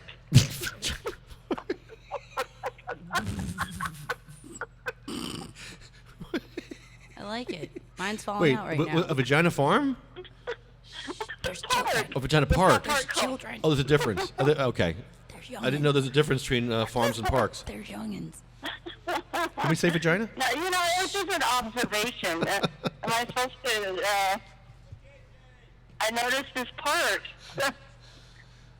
And it was across the water from New York City, and that was mind-blowing. Yeah, you could see everything. Yeah, I saw everything. Very It's cool. really amazing. Then I went to the World Trade Center, and that was pretty amazing. That was cool, huh? Yeah, they opened up the windows, and I started crying. I was like, oh my gosh, I've never seen anything more beautiful. Oh, wow. And you're like, oh, this It city's was- small. It's so small. I did. And then you're like, oh my God. My words back. It's not small at all. Oh my God. It's big. So big. It's so big. Blowing my mind. Oh, man. I'm glad you had fun. It was really nice. It was really fun, fast trip. I did get to run my own podcast one night. That was fun. You did. You took over the podcast, you and Michelle. That was great. Two drunks. Yeah, Two drunk chicks, one rig. Where was I? Michelle, where are you? Yeah, Jesse, you should have been there. Oh, I was recouping from the bullshit ass DC Growers Cup. Oh, boy. Ugh. I gotta watch my language, right? You weren't happy with the Growers Crop? Oh my lord! I was trying to wait on Jay.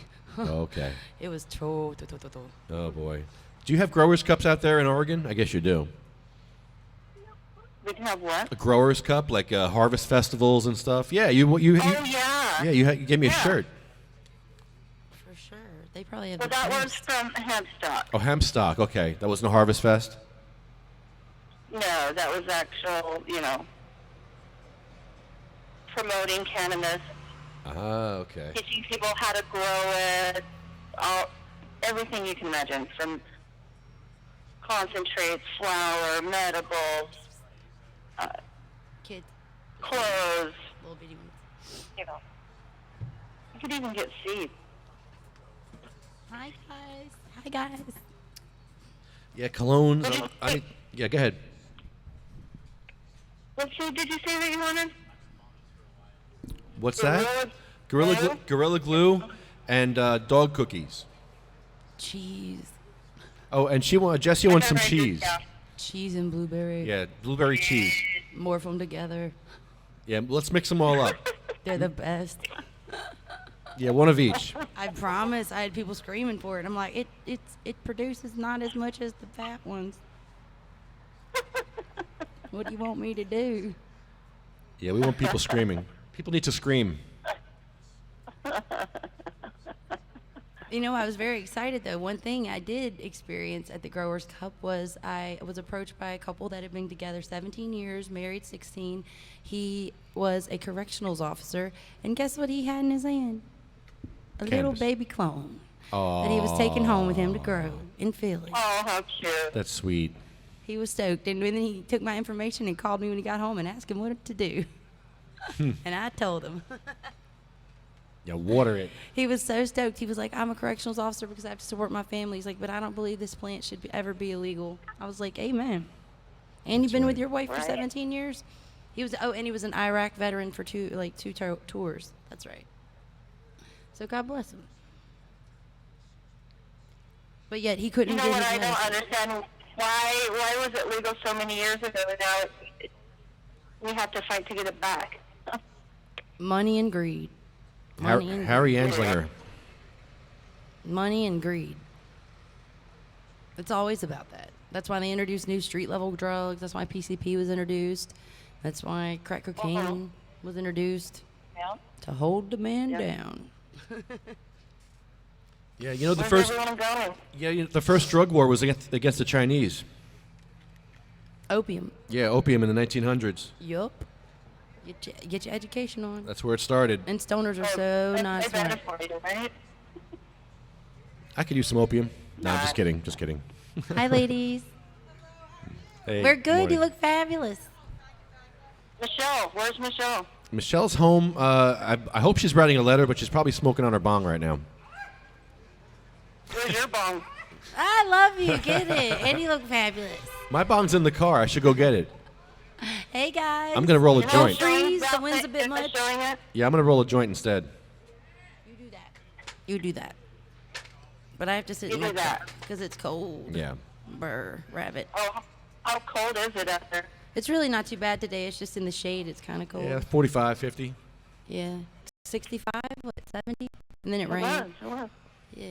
We decided to walk the streets of Bayonne, right in front of the police station. I can't believe they're Smoke keeping that cannabis. medicine with no explanation. Yeah, they said that they don't think it was hers. That it was. I don't know what they're saying. I don't know. They have no excuse. It's just ignorance. That's insane. Yeah, it's just We're stupid. just waiting. We're just waiting, they say. Yeah, she's waiting too. Whoa. She's suffering while she's waiting though. Well, let's see how they would feel if we took their medicine away. Let's take their steroids so they can go pump their iron at the gym. Yeah, let's go take their grandma's medicine.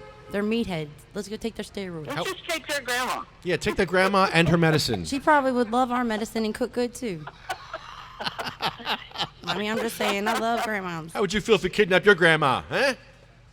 Man, she. Jerk. Man. Meh. Meh, meh, meh. People have to understand that this drug is so terrible that we're sitting here just loving everybody, talking smart, talking politics, joking as well. Like, it's really degenerate. We aren't we? We're not educated. We're degenerate. Hold on, sound check. Hold on. Man, she. Jerk. Man. Okay. I gotta do a sound check once in a while. That's funny. Testing. Yeah, pretty much. Is anybody marching? Meh. Don't do that. I'll start doing my Harry Anslinger impersonation. You get mad at me. Wait, Anyone? we'll have to represent for my sister. She has a tattoo on her finger and mustache, and she always goes with her pipe, with her Sherlock Holmes pipe. She. Don't start. I'm gonna. Meh, meh, meh. Meh, meh, meh. I Okay, swear we're to not God. ducks. We're not repping I the will ducks do it. today. I'll start playing the music, and you'll start hating If me. anything, I'm gonna start repping Roll Tide and Elephant. Alabama, Roll Tide. Roll Tide, roll. Nick Saban's a man, Roll Tide. Nick Saban's a man, Roll Tide. Nick Saban's a man, Roll Tide. Undefeated Nick Saban's a man. Sorry, I will represent Alabama every time I get Roll Tide. Oh boy. Bear Bryant. I love you, love you. I love Bear Bryant. That's old school. That's before your time. Whatever, I just sold a whole probably like 300 vinyls from probably 1913. and Whatever. on. They were actually antique, and they're going to the National Library. The guy catalogs them. He's like, I'm a kid of two parents from the Depression. I was born late. And he said all he does is find vintage albums and catalog them, and they're going to the National Library. I said, take them.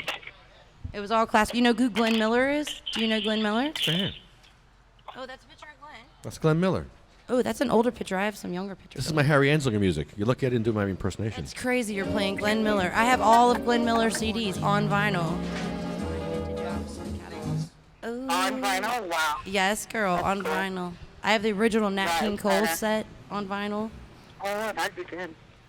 Jay, they want to know about the Growers Cup. I said I was waiting on you. You know where the record capital of the world was in the early 1900s? No.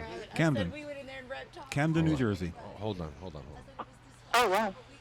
Put on your headphones. We got Honeybee on the phone. Hi. Hey, honeybees, Jim Miller. Hey. How are you? I'm Lefty's right-hand man. Get it? Lefty, right hand. You get it? You get it? Yeah, I just made that up after coming back from the back of your vehicle.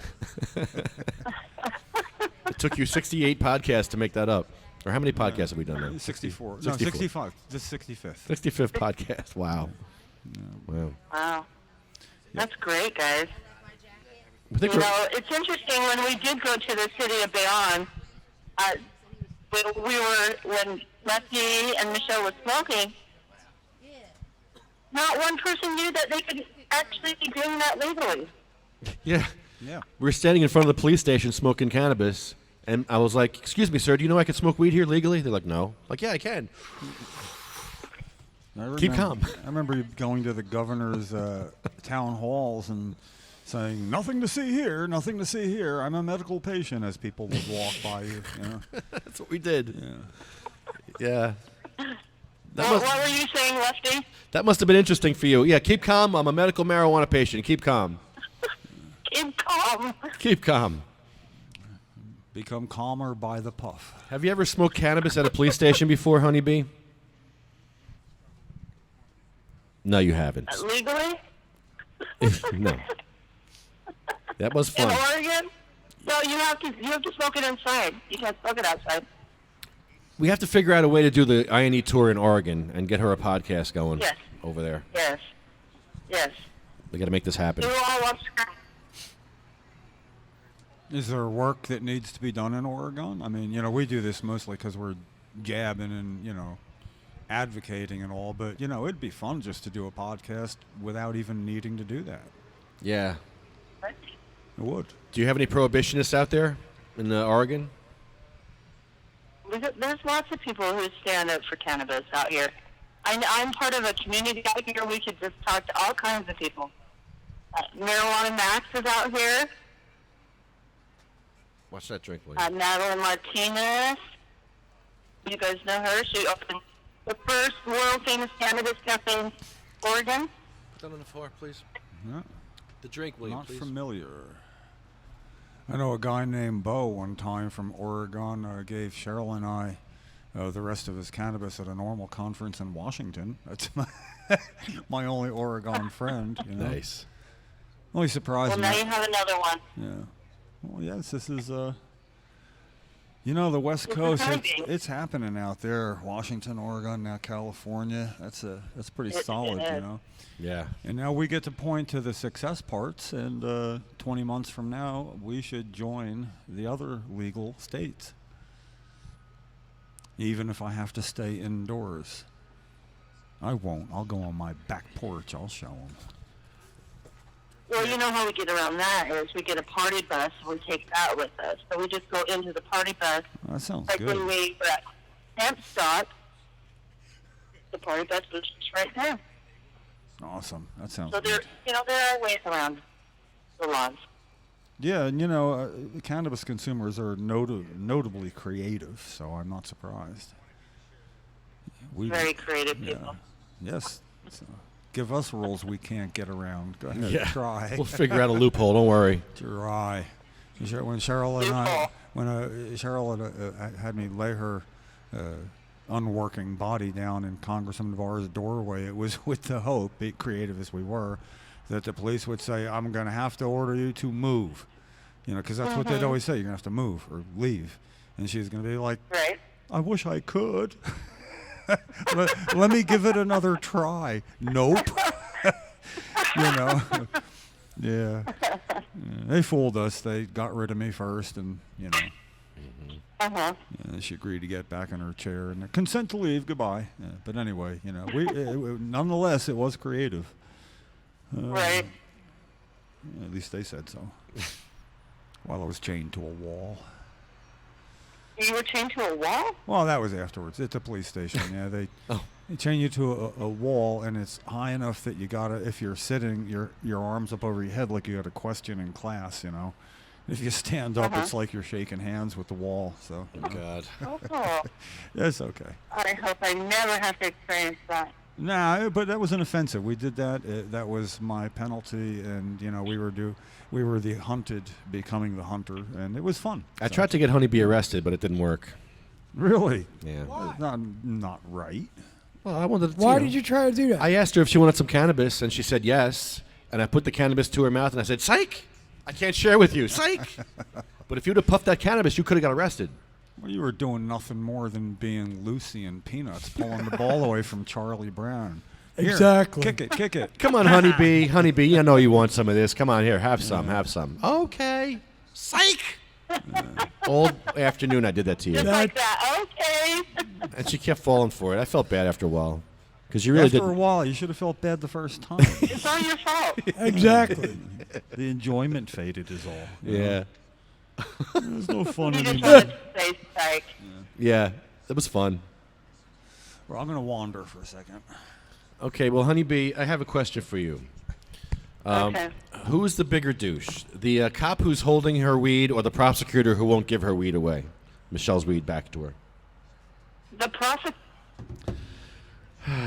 Why? You love hanging up on her, don't you? I love hanging up on everybody. Oh, what's up with that? That's what I do. I hang up on people. Why? It's just what I do. Okay. I got a problem. Okay. Got a problem. Did you ever think about working on a problem. solution? That's good. It's Right. singular. I have you know? a one problem and I have to deal with it. Only one? That's how I good, deal with yeah. it. Yeah. Good for you. I got about a half a dozen. We know. Yeah, that's pretty good. I'm keeping it like, you know, over or under. Like, do I have more good things than bad things going on? And as long as that's yes, that's good enough for me. As long as the good, Tomorrow it might be a dozen. yeah, And then the next day there might be none. yeah. Oh, none that you know about. They're there, just lurking. Exactly. So we don't know what kind of problem we do or don't have in New Jersey now, because could be by the end of the day we'll have Governor Guadagno. Now remember, she was outside our podcast 3-4 weeks ago. Yes. And we were just we were cheering her on and saying we'd be so much better off with her, and she seemed to smile, you know. And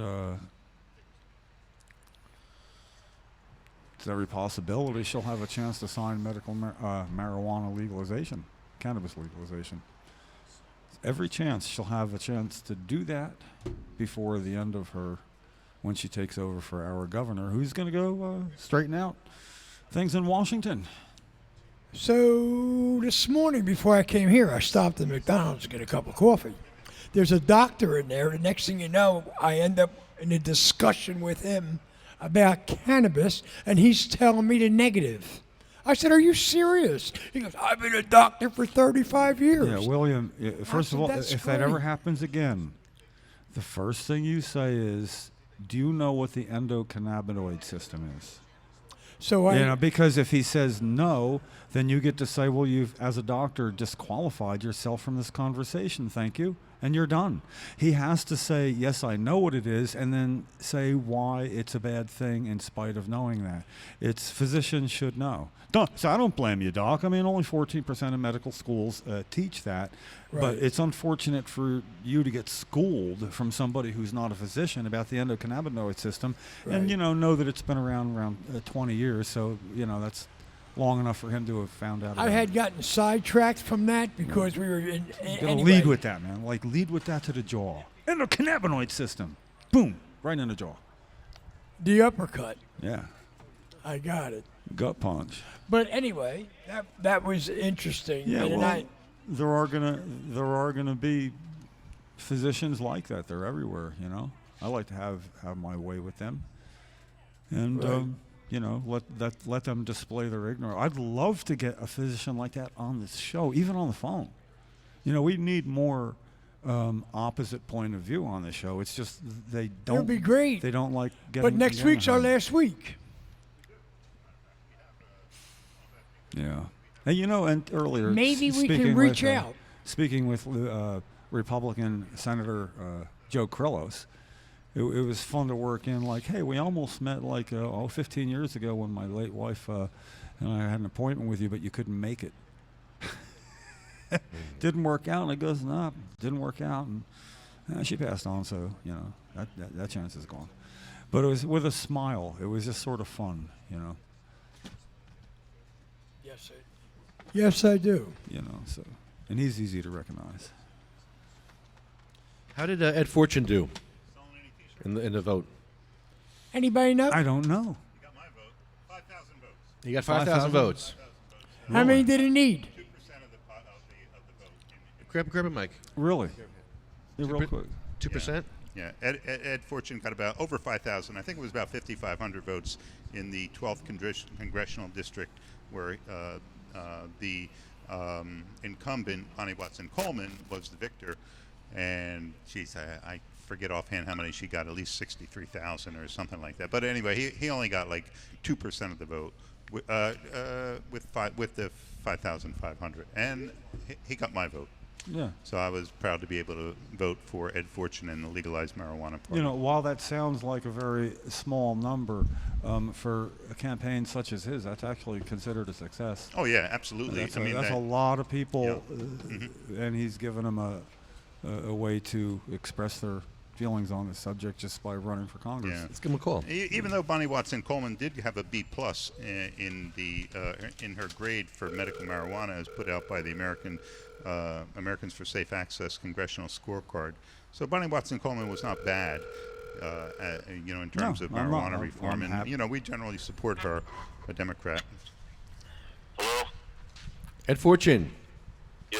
You're on the air. How you doing, man? What's up, man? I heard you got about 5,000 votes, man. Congratulations. That's pretty good. Yeah, I did. Hey, hold on 1 second. Sure. 1 second. Yeah, that's pretty good, man. I'm impressed. Because the whole city of Trenton only gets about 8,000 votes in the whole city of Trenton. Really? So many people vote. Wow. Yeah. You're my hero, Ed Fortune. You got to run for local office, see how it goes. Yeah, Ed and Leo should run together. And, yeah, you and Leo need to take over the city. City council. So, Ed, this is Ken Walski. I just wanted to tell you how proud I was to vote for you on Election Day. Oh, thank you. Yeah, no, it's legalized marijuana party. So it was, you got my vote. And I was torn because you were running against a Green Party candidate too, Steve Welser, whom I know really well too. Right. But you were just, you did better than Steve. You did better than the entire Green Party. So congratulations on your showing, anyway, Ed. Some reporter from up North Jersey inboxed me and asked me if I knew that I was the independent candidate that got the most votes in the state. Oh, how about that? Wow. Yeah. Congratulations. Ed Fortune, man. Good for you, Ed. Yeah. And imagine, I only spent $100. I know. I was going to ask you, how much did you spend on each one of these votes? So that comes to about a nickel a vote. Is that it? Wow. It's less than that, but that's all. All I got was some flyers. But the messed up thing is the last month, just as I wanted to ramp up my online campaign, I got thrown in Facebook jail. I'm still in Facebook jail. Oh no. Yeah, so I wasn't able to campaign or do nothing online. That's a shame. Do you know what you did to get thrown in Facebook jail? Facebooking while black. No, what happens is I have a lot of haters, and my haters are always reporting everything I do, even if it's nothing. Yeah. No. That's true. But the last reason why was because I was outing my rat. Oh. Oh God. Yeah. for posting the rat's pictures. I don't know if it's the rat or it's the prosecutor's office, but somebody went on a campaign to repeatedly complain about my postings. Huh. That's one ugly dude. So they gave me 30 days in the pokey, in the Facebook pokey. Hey, but anyway, besides me hating the fact that Trump won, we got all those marijuana initiatives across the country won. Yeah. That was big. That was big, Ed. East Coast. Yeah. Yeah, Maine and Massachusetts. How Here. are some states still going to prosecute people? That's what gets me. Yeah.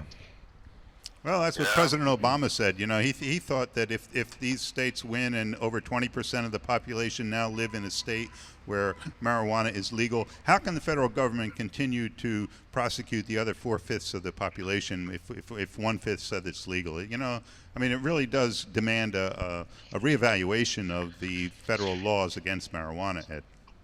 Right. Well, I tell you what, even using that math, when you're saying 1/5, you're just talking about the states.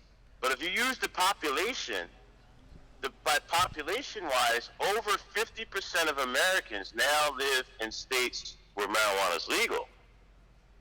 Well, that's with counting medical in addition to. Right. Yeah. Okay. Yeah. Right. If you. But, I mean, using California and Massachusetts, Jersey, these big population states. Right.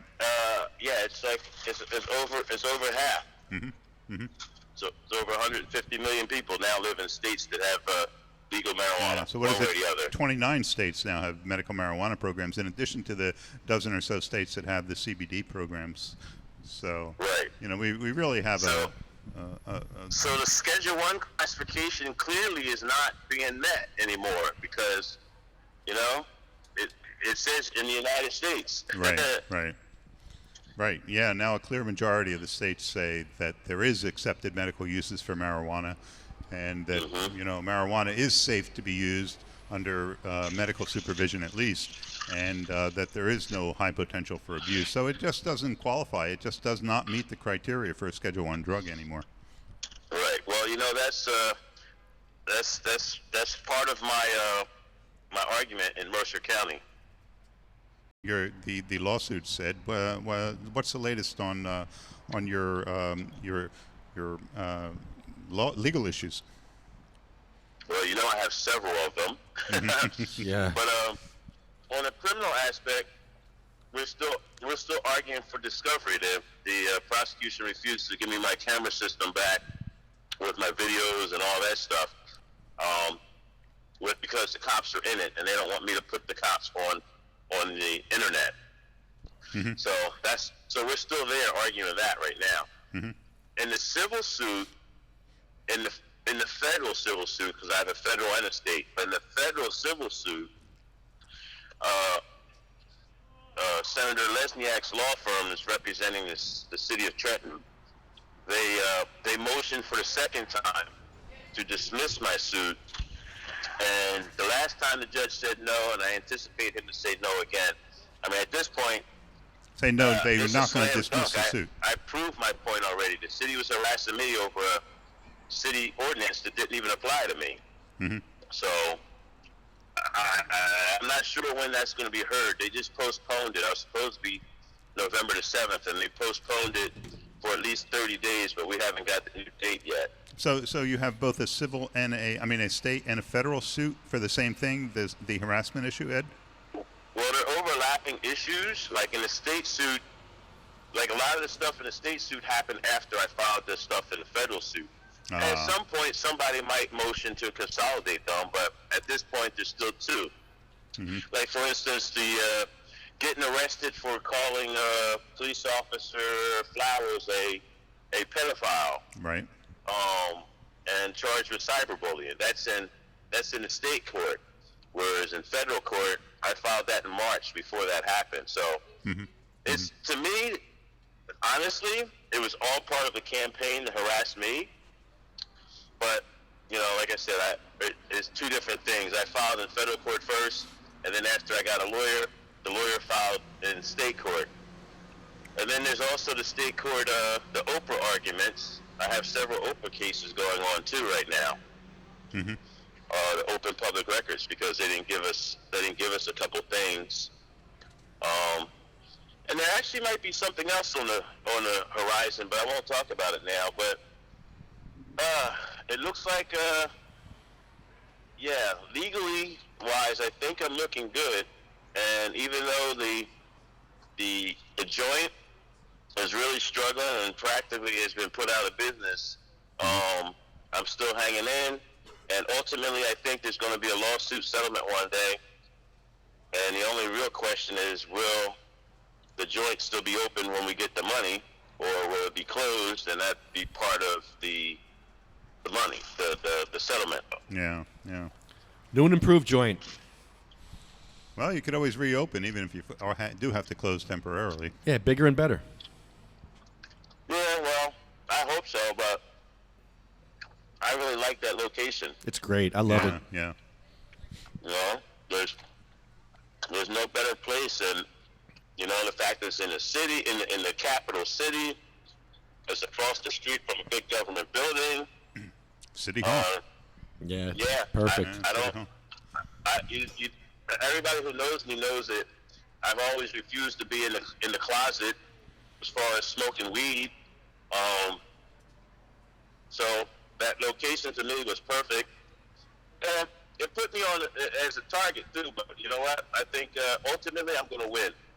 I just don't know if I'm going to survive it. You know, that's all. But ultimately I'm going to go down as a winner.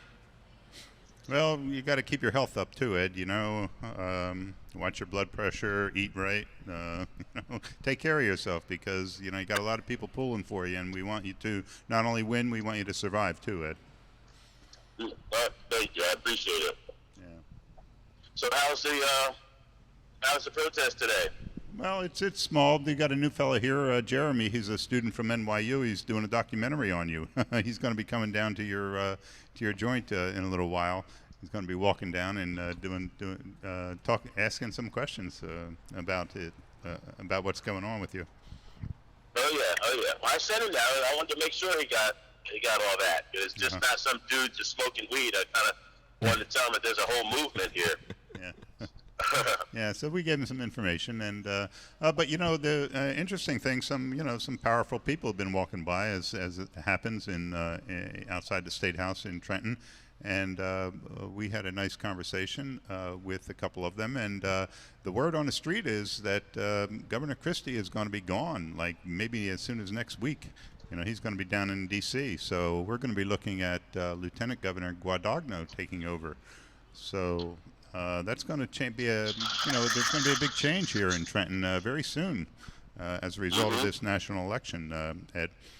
So. Yeah, I understand. Yeah, I'm not sure if she's going to be as willing to accept legalization either, though. Right. But, you know, the legislators might be more willing to pass a bill and put it on her desk and, you know, confront her with the question. And see, you know, to at least make it a campaign issue for next year in 2018. So we'll see, you know. Right. Well, I hope they make it a free market system and not this political patronage type thing. It has to be a free market system like California. It's not like Colorado's. Yeah. You know? Mm-hmm. I despise the Colorado model, to be honest with you. Just like our New Jersey Cumana.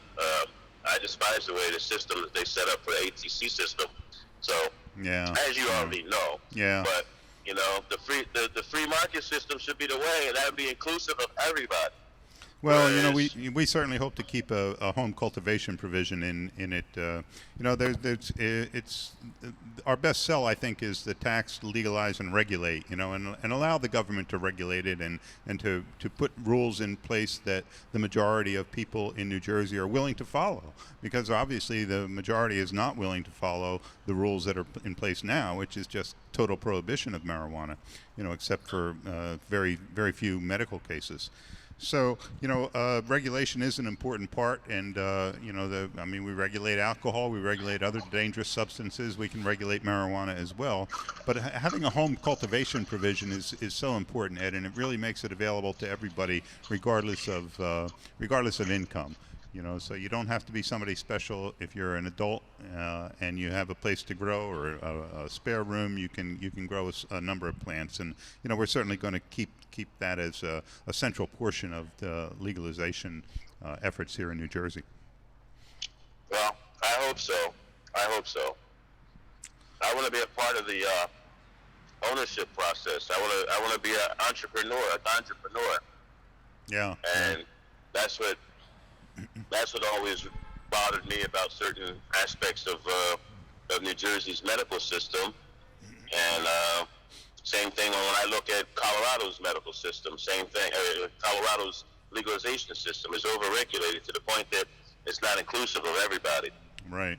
And to run one of the ATCs, what was it? You had to put up $50,000, just to apply to run one. So that just prices so many people out of the market. And you've positioned yourself as a small businessman really to be one of the leaders of the marijuana legalization movement here in New Jersey.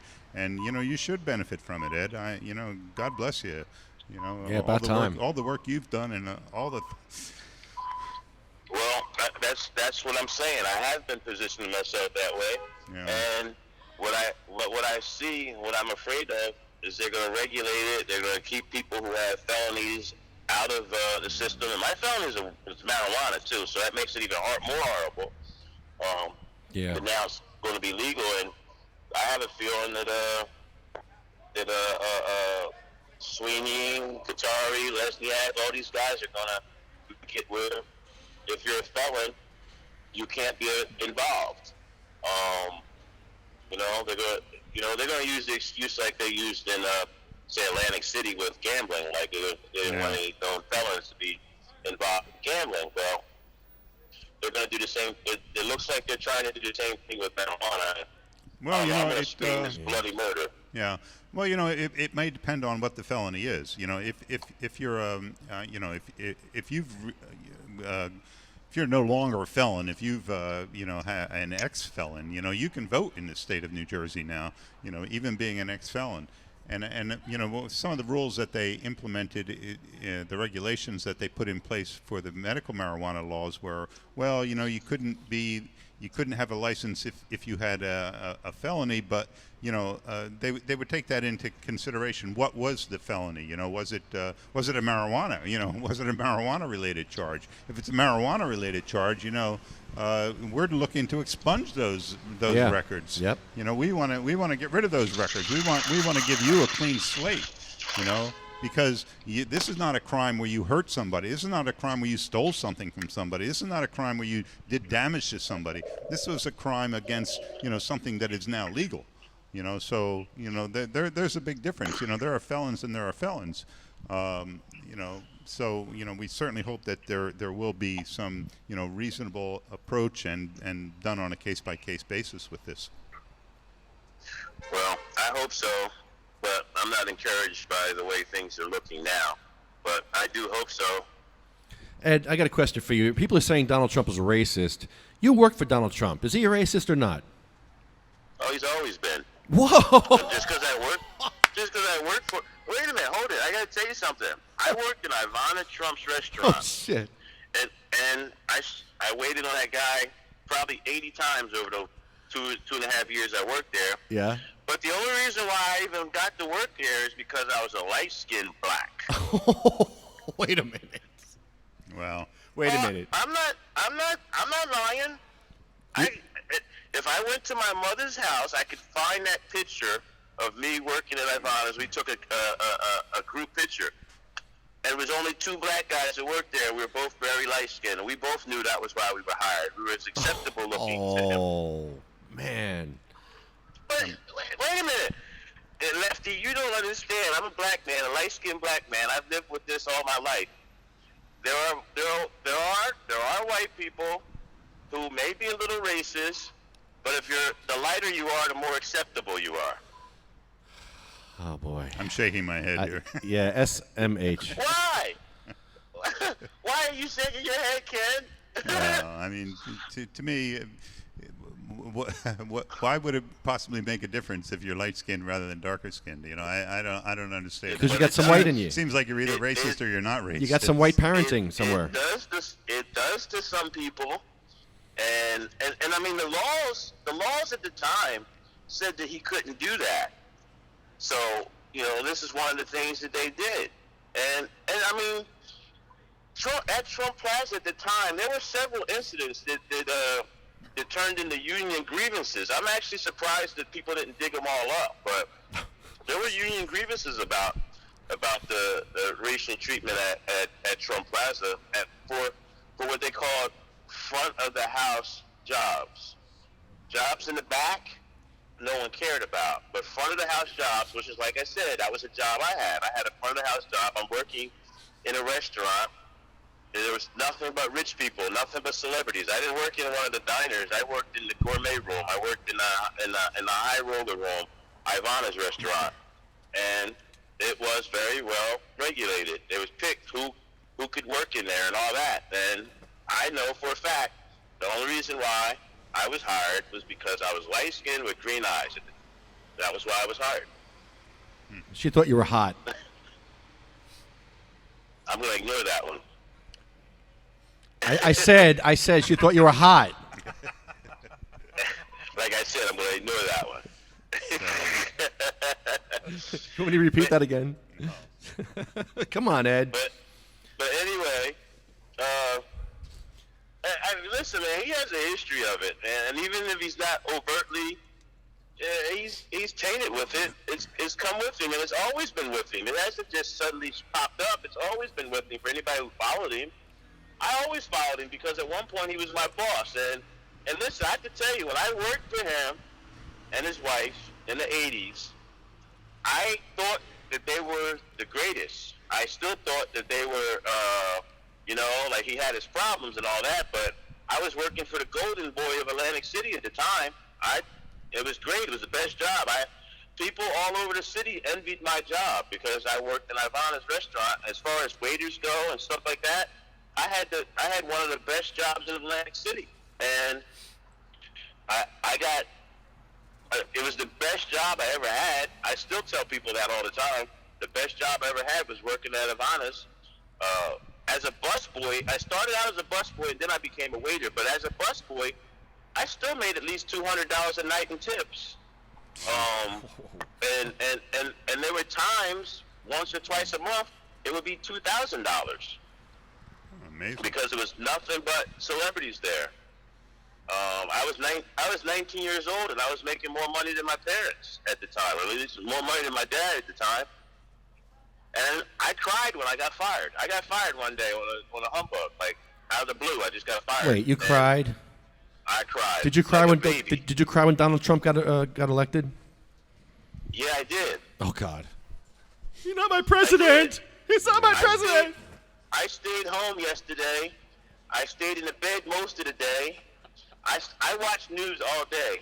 Yesterday, I could only watch it in the morning, and then I shut it off. And I just now turned on the news just because I knew Trump was supposed to be meeting the president today. So, but yeah, I took it like a gut shot. I know there's a lot of other people out there across the country who feel the same way. But Ed, aren't you happy that the system isn't rigged? I thought the system was rigged for Hillary, and it's really not. It's kind of refreshing to know that it's not rigged. Really, it was rigged for Donald. Are you kidding? Hillary got more votes than Donald.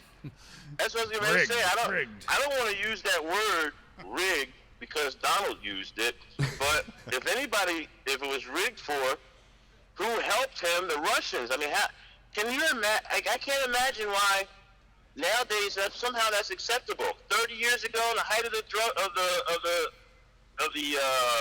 Cold War. Can you imagine the Russians helping somebody? Yeah. Yeah. You know? That's kind of weird. Yeah, it is. It's very weird. We got help from the Russians and the FBI. Yeah, and WikiLeaks. Julian Assange won. Not Trump. Julian Assange beat Hillary. Oh boy. I promise I'll bring my briefcase next week. And your flyer. Anyway, So- hey, listen, I'm actually driving. All right.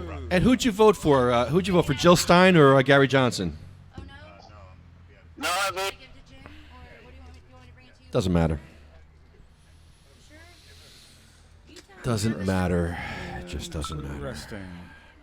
So Reed Gusua doesn't think we're going to have Governor Guadagno next week. Oops. No?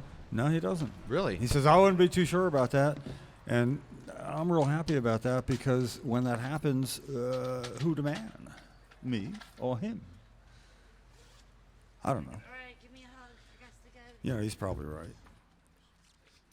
But I go with the theory that our governor now has so much to do with his national responsibilities that he can no longer be effective as a governor. Take it easy, Ken Walski leaving the house. So that's why we're going to have a different governor because, he can't fulfill his responsibilities now, and he does. Why would he want to? Let's see, stay here as long as possible where he's about 19% approval, or go get a fresh start in Washington and be all that he can be. I have an idea. You always have an idea. Let's call Washington. Let's tell Barack Obama to pull a John Corzine. Oh, so, legalize it at the last minute. Yeah, let's ask him to let do somebody else regulate it and undo it. Of course they're busy. Yeah. Well, and they would dutifully take notes on that. So, we have one more podcast. The White House comments line. If you're calling about White House tour information, press 1. No. If you're calling about presidential greetings, press 2. For the White House mailing address, press 3. No. To speak with the next available operator, please remain on the line. To hear these options again, press the star key. Oh, we got in. All comment line volunteer operators are currently assisting other callers. Please continue to hold. Okay. All right, we're going to call Barack Obama, ask him to legalize cannabis on the last day, just like John Corzine did, that wimp. Yeah, you're going to have to find a concise version of that for him. You ready for that? Concise. This is Lefty Grimes. You're on the air with SativaCross.com. We would like Barack Obama to legalize cannabis on his last day in office, as did John Corzine. Before he leaves office. All comment line volunteer operators are currently assisting other callers. Please continue to Well, this hold. is good. You get to practice. Hello, this is Lefty Grimes. You're on the air. We'd like you to... Wait, I'm starting again. Why don't you do it? No. Hello, this is Lefty Grimes. You're on the air. We would like to give a message to... Trenton, New Jersey. Lefty Grimes, you're on the air in Trenton, New Jersey. This way they know where it's coming from. This is Lefty Grimes. You're on the air from Trenton, New Jersey at the SativaCross.com. Oh, this music's horrible. SativaCross.com podcast. What kind of music is that? It's horrible music. It's not cha-cha-cha, that's for damn sure. It is. Well, you can't dance to All it. comment line volunteer operators are currently assisting other callers. Please continue No, to hold. first, I'm going to go like this. Hello, this is Lefty Grimes. You're on the air. I'd like to speak to Barack Obama.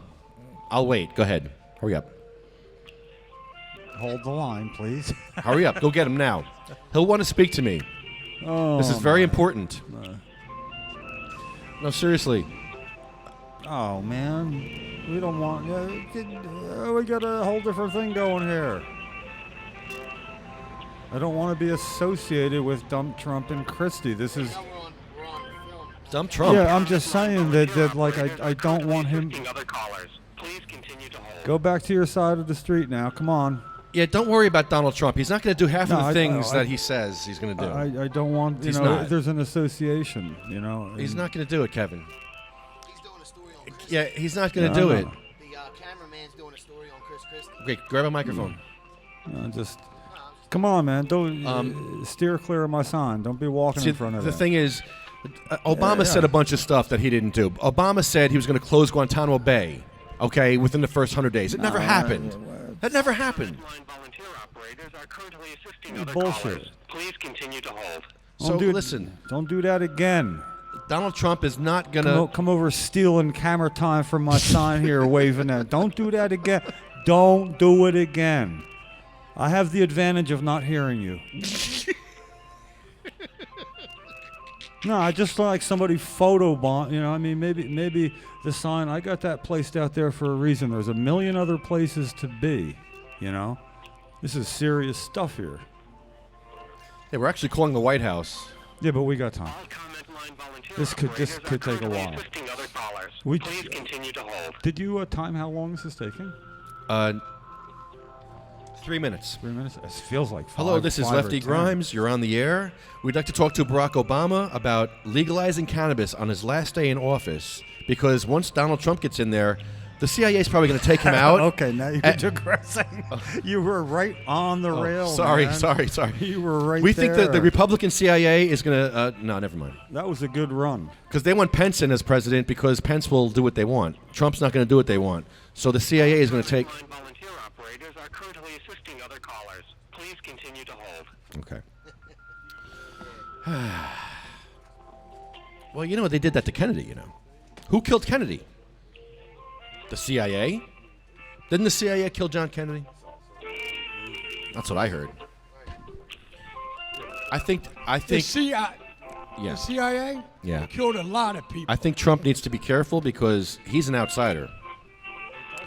He's an outsider, and he's going into the lion's den. They want his power. They all want his power. And right now, he's not protected. Comment line volunteer operators are currently assisting other callers. Please continue to hold. He's unprotected. Yes, he is. He's got Secret Service. He's in the Trump Towers. All they could do is It's put a no-fly zone. a no-fly zone. Are you kidding me? What are you going to do? What are you going to do? No, that means he ain't allowed to use his helicopter. He can't fly himself. Sorry, Mr. Trump, it's a no-fly zone. That means you too, buddy. Exactly. You know he's got a helicopter. He's got a pilot. No-fly zone, Mr. Trump. You can't fly home. You're stuck here all night, Mr. Trump. Don't all of his buildings have a heliport? But the no-fly zone's for me. No, sir. It's for everybody. Bingo. Could you imagine you just want to fly around the city, do a donut? No, this is not Sativa And you Cross can't background because you won't music. be able to park it at Trump Towers. Hello, yes. Hi, you're on the air with sativacross.com. Hello? Hello? Yes, hi. Can I speak to Barack Obama? I'm sorry, I can't transfer calls from this line. Okay, well, can you give him a message for me? Certainly. Okay, we'd like him to legalize cannabis on his last day in office, like John Corzine. what? Legalize cannabis, marijuana, Okay. marijuana, on his Okay. on his last day in office. Legalize marijuana. You got all that? Yes. And John Corzine, Governor John Corzine did In New Jersey. in New Jersey. At work. Can you read that back to me? In 2010. You want him to legalize marijuana, Right? Like John Corzine did. like John Corzine did. Okay. Yeah. When will he get this message? And he did that. I'll send it for him right now. Okay, can you get? I'll give you my phone number because we're on the air for another half hour. He can call us back on the air. I'd love to speak to him. My number is 908. 616-068. Oh my God, you are CIA. Oh my God. Okay. All right. Thank you so much. You've been very helpful. You're welcome. All right. Have a Yeah. good day. You too. Bye-bye. Wow, sultry. That was funny. Wow. Yeah, that was she sounded like she was into you, man. Well, thank you. Yeah. Wow. Thank you, Lefty Grimes. I've been watching you. That's the live feed on the building across the street. I have your number already. Don't worry. We're watching you, buddy. Did we ever put it out that there is a live feed, a camera across the street? There's a camera watching us now. Well, no, They just put it up. It just runs a permanent live feed. No, it's great. Of what's going on. That was never there before? No. Grab a mic, Well, Jason. the guy, the owner of the building came over. He's a fan, somewhat, and made sure we had access to where you would go, so people who Yeah. would watch the podcast could also then see an overview, and as much as using that as a remote camera of our own. Pretty cool. I never noticed it, so. It's almost like we could be on and go, okay, watch the overhead camera of the governor's camera, or something like that. We could have had it, for people who are technically more adept than we are. That was interesting. Yeah. What do you think? Well, I think that I'd like to hope that isn't the only call of that sort. Call went well. President Obama did go on a podcast in Los Angeles last year. Did you know that? Yeah, he should come on ours. And it was a rather out there podcast. We would be almost tame by their standards. Yeah. A garage. Yeah, some guy in a podcast. garage. Yeah, and obviously they, went and cleared everything for him to do that. But, the point is, while our own governor walks right by, he wouldn't sit down on our podcast. And, the president had what it took to go on a podcast where they would not ask him necessarily softball questions. So Obama's better than Christie. Whatever. Yeah, so we got that one more podcast next week. That's it. Last one this year. Final podcast. Last one. We're gonna go out with a bang. Yes. We're gonna have Let's go out with a bang.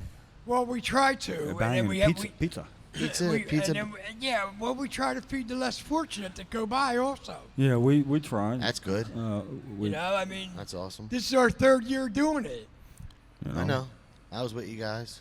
And it's awesome. Well, actually, it was really easy the first time because Bruce supplied that. But yeah, he used to have the sandwiches. Yeah, Wayne's been busy this year, and yeah, he's been working a lot. Yes, well, if anybody said I'd like to be there but I can't, and you could believe him, it would be him, because if he could be here, he would. That's fact.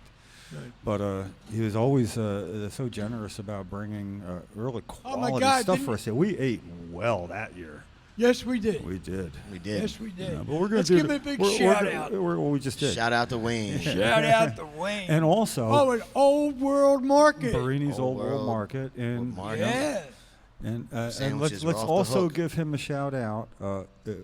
Where I think he deserves a big shout out is he was the one that assured us that Governor Christie was going to sign the post-traumatic stress bill because the governor told him. And he told him that because Wayne bothered to ask when the governor came in for his chicken salad on rye or because he was whatever. telling him why he was slicing the lunch. And then I went, and then I went out on Yeah. a limb on the Steve Autobato's show. Taping for Really? New Jersey Capitol Report that the governor's going to sign it too. And then off Yes. air, I told them, I said I have inside information and explained my information, and they still found that dubious at best. And then what happened? Wayne was right. Wayne was right. Yep. Big shout out to Big Wayne Punisher. Being Yep. right Oh, on that. yeah. While he was slicing man. Knew it lunch was meat. coming. Well, we got a phone Chill with ring. him at the He had Harvest the Fest. Had a conversation good with time. Governor Christie. I'm sorry. We got a phone ring, and I'm just saying. No, we can talk right up till the hello. Right? Is that the way? Don't it worry, is? he won't pick up. He never picks up. Who is it? It's Barini. Oh, I just figured I'd call him. You never know. yeah. Sometimes he picks up. So we're giving a shout out to him. Your call has been forwarded to an Oh well, we tried. You should tell him to call back. What? We could have left a message. Yeah, you could have told him to call back to the podcast. messages at this time. Goodbye. He's a smart man. Can't leave him a message. He knows better. You know, he has your number blocked. Maybe. He has your number blocked. So where did Jeremy go? He was supposed to do a story on us, and I was hoping to at least interview him. Did he go to the joint, or is he still here? I don't know. That guy we saw earlier? Yeah. On the sidewalk? He should still be here, right? No. Hey, Stanley, did Jeremy leave? He might be there somewhere. Did he? Yeah, you don't know. Stanley doesn't know. Stanley, you know everything. How come you don't know this? You're the Statehouse guy to go to. Come on. You know everything. You're like the mayor around here. Well, He went down that way? Ah, shoot. He probably did go. I'll call him. There you go. There you go. I would have led with that. It's not like calling people isn't something that crosses your path often. I like that though. That's one of the more fun parts of the podcast when you get somebody on the line. And what was it, last week or the week before? It was the a niece of Harry Anslinger. That was amazing. That was, thinking it was a nephew or a grandnephew. It was Brainy. My mother's father's brother. That was interesting. We were talking about that Monday night. That was good. Yeah, but I didn't. Hello? Jeremy. Hi, who's this? It's Lefty Grimes. You're on the air. Are you coming back? Sorry, what? It's Lefty Grimes. You're on the air. Are you coming back to the Statehouse? We want to talk to you on the air. No, I wasn't planning on coming back. What's going on? Oh, okay. I thought you wanted to come talk to us. I didn't get a chance to talk to you, give you my thoughts and ideas. Sorry about that. I'm sorry. I thought you were someone else. I thought you said Stanley. I can come back. Yeah, come back. I want to tell you my hopes and dreams. Some what? My hopes and dreams. I want to share my hopes and dreams. I want to share my hopes and dreams with you, Jeremy. Run, Jeremy, please. Come back. I'll buy you some chicken wings at the joint. I'll smoke a joint with you, and I'll buy you some chicken wings. How's that? Ed's not here right now. So I got time, so I'm gonna head back to you. All right, cool. Cool. I'll see you there. See you soon. Bye.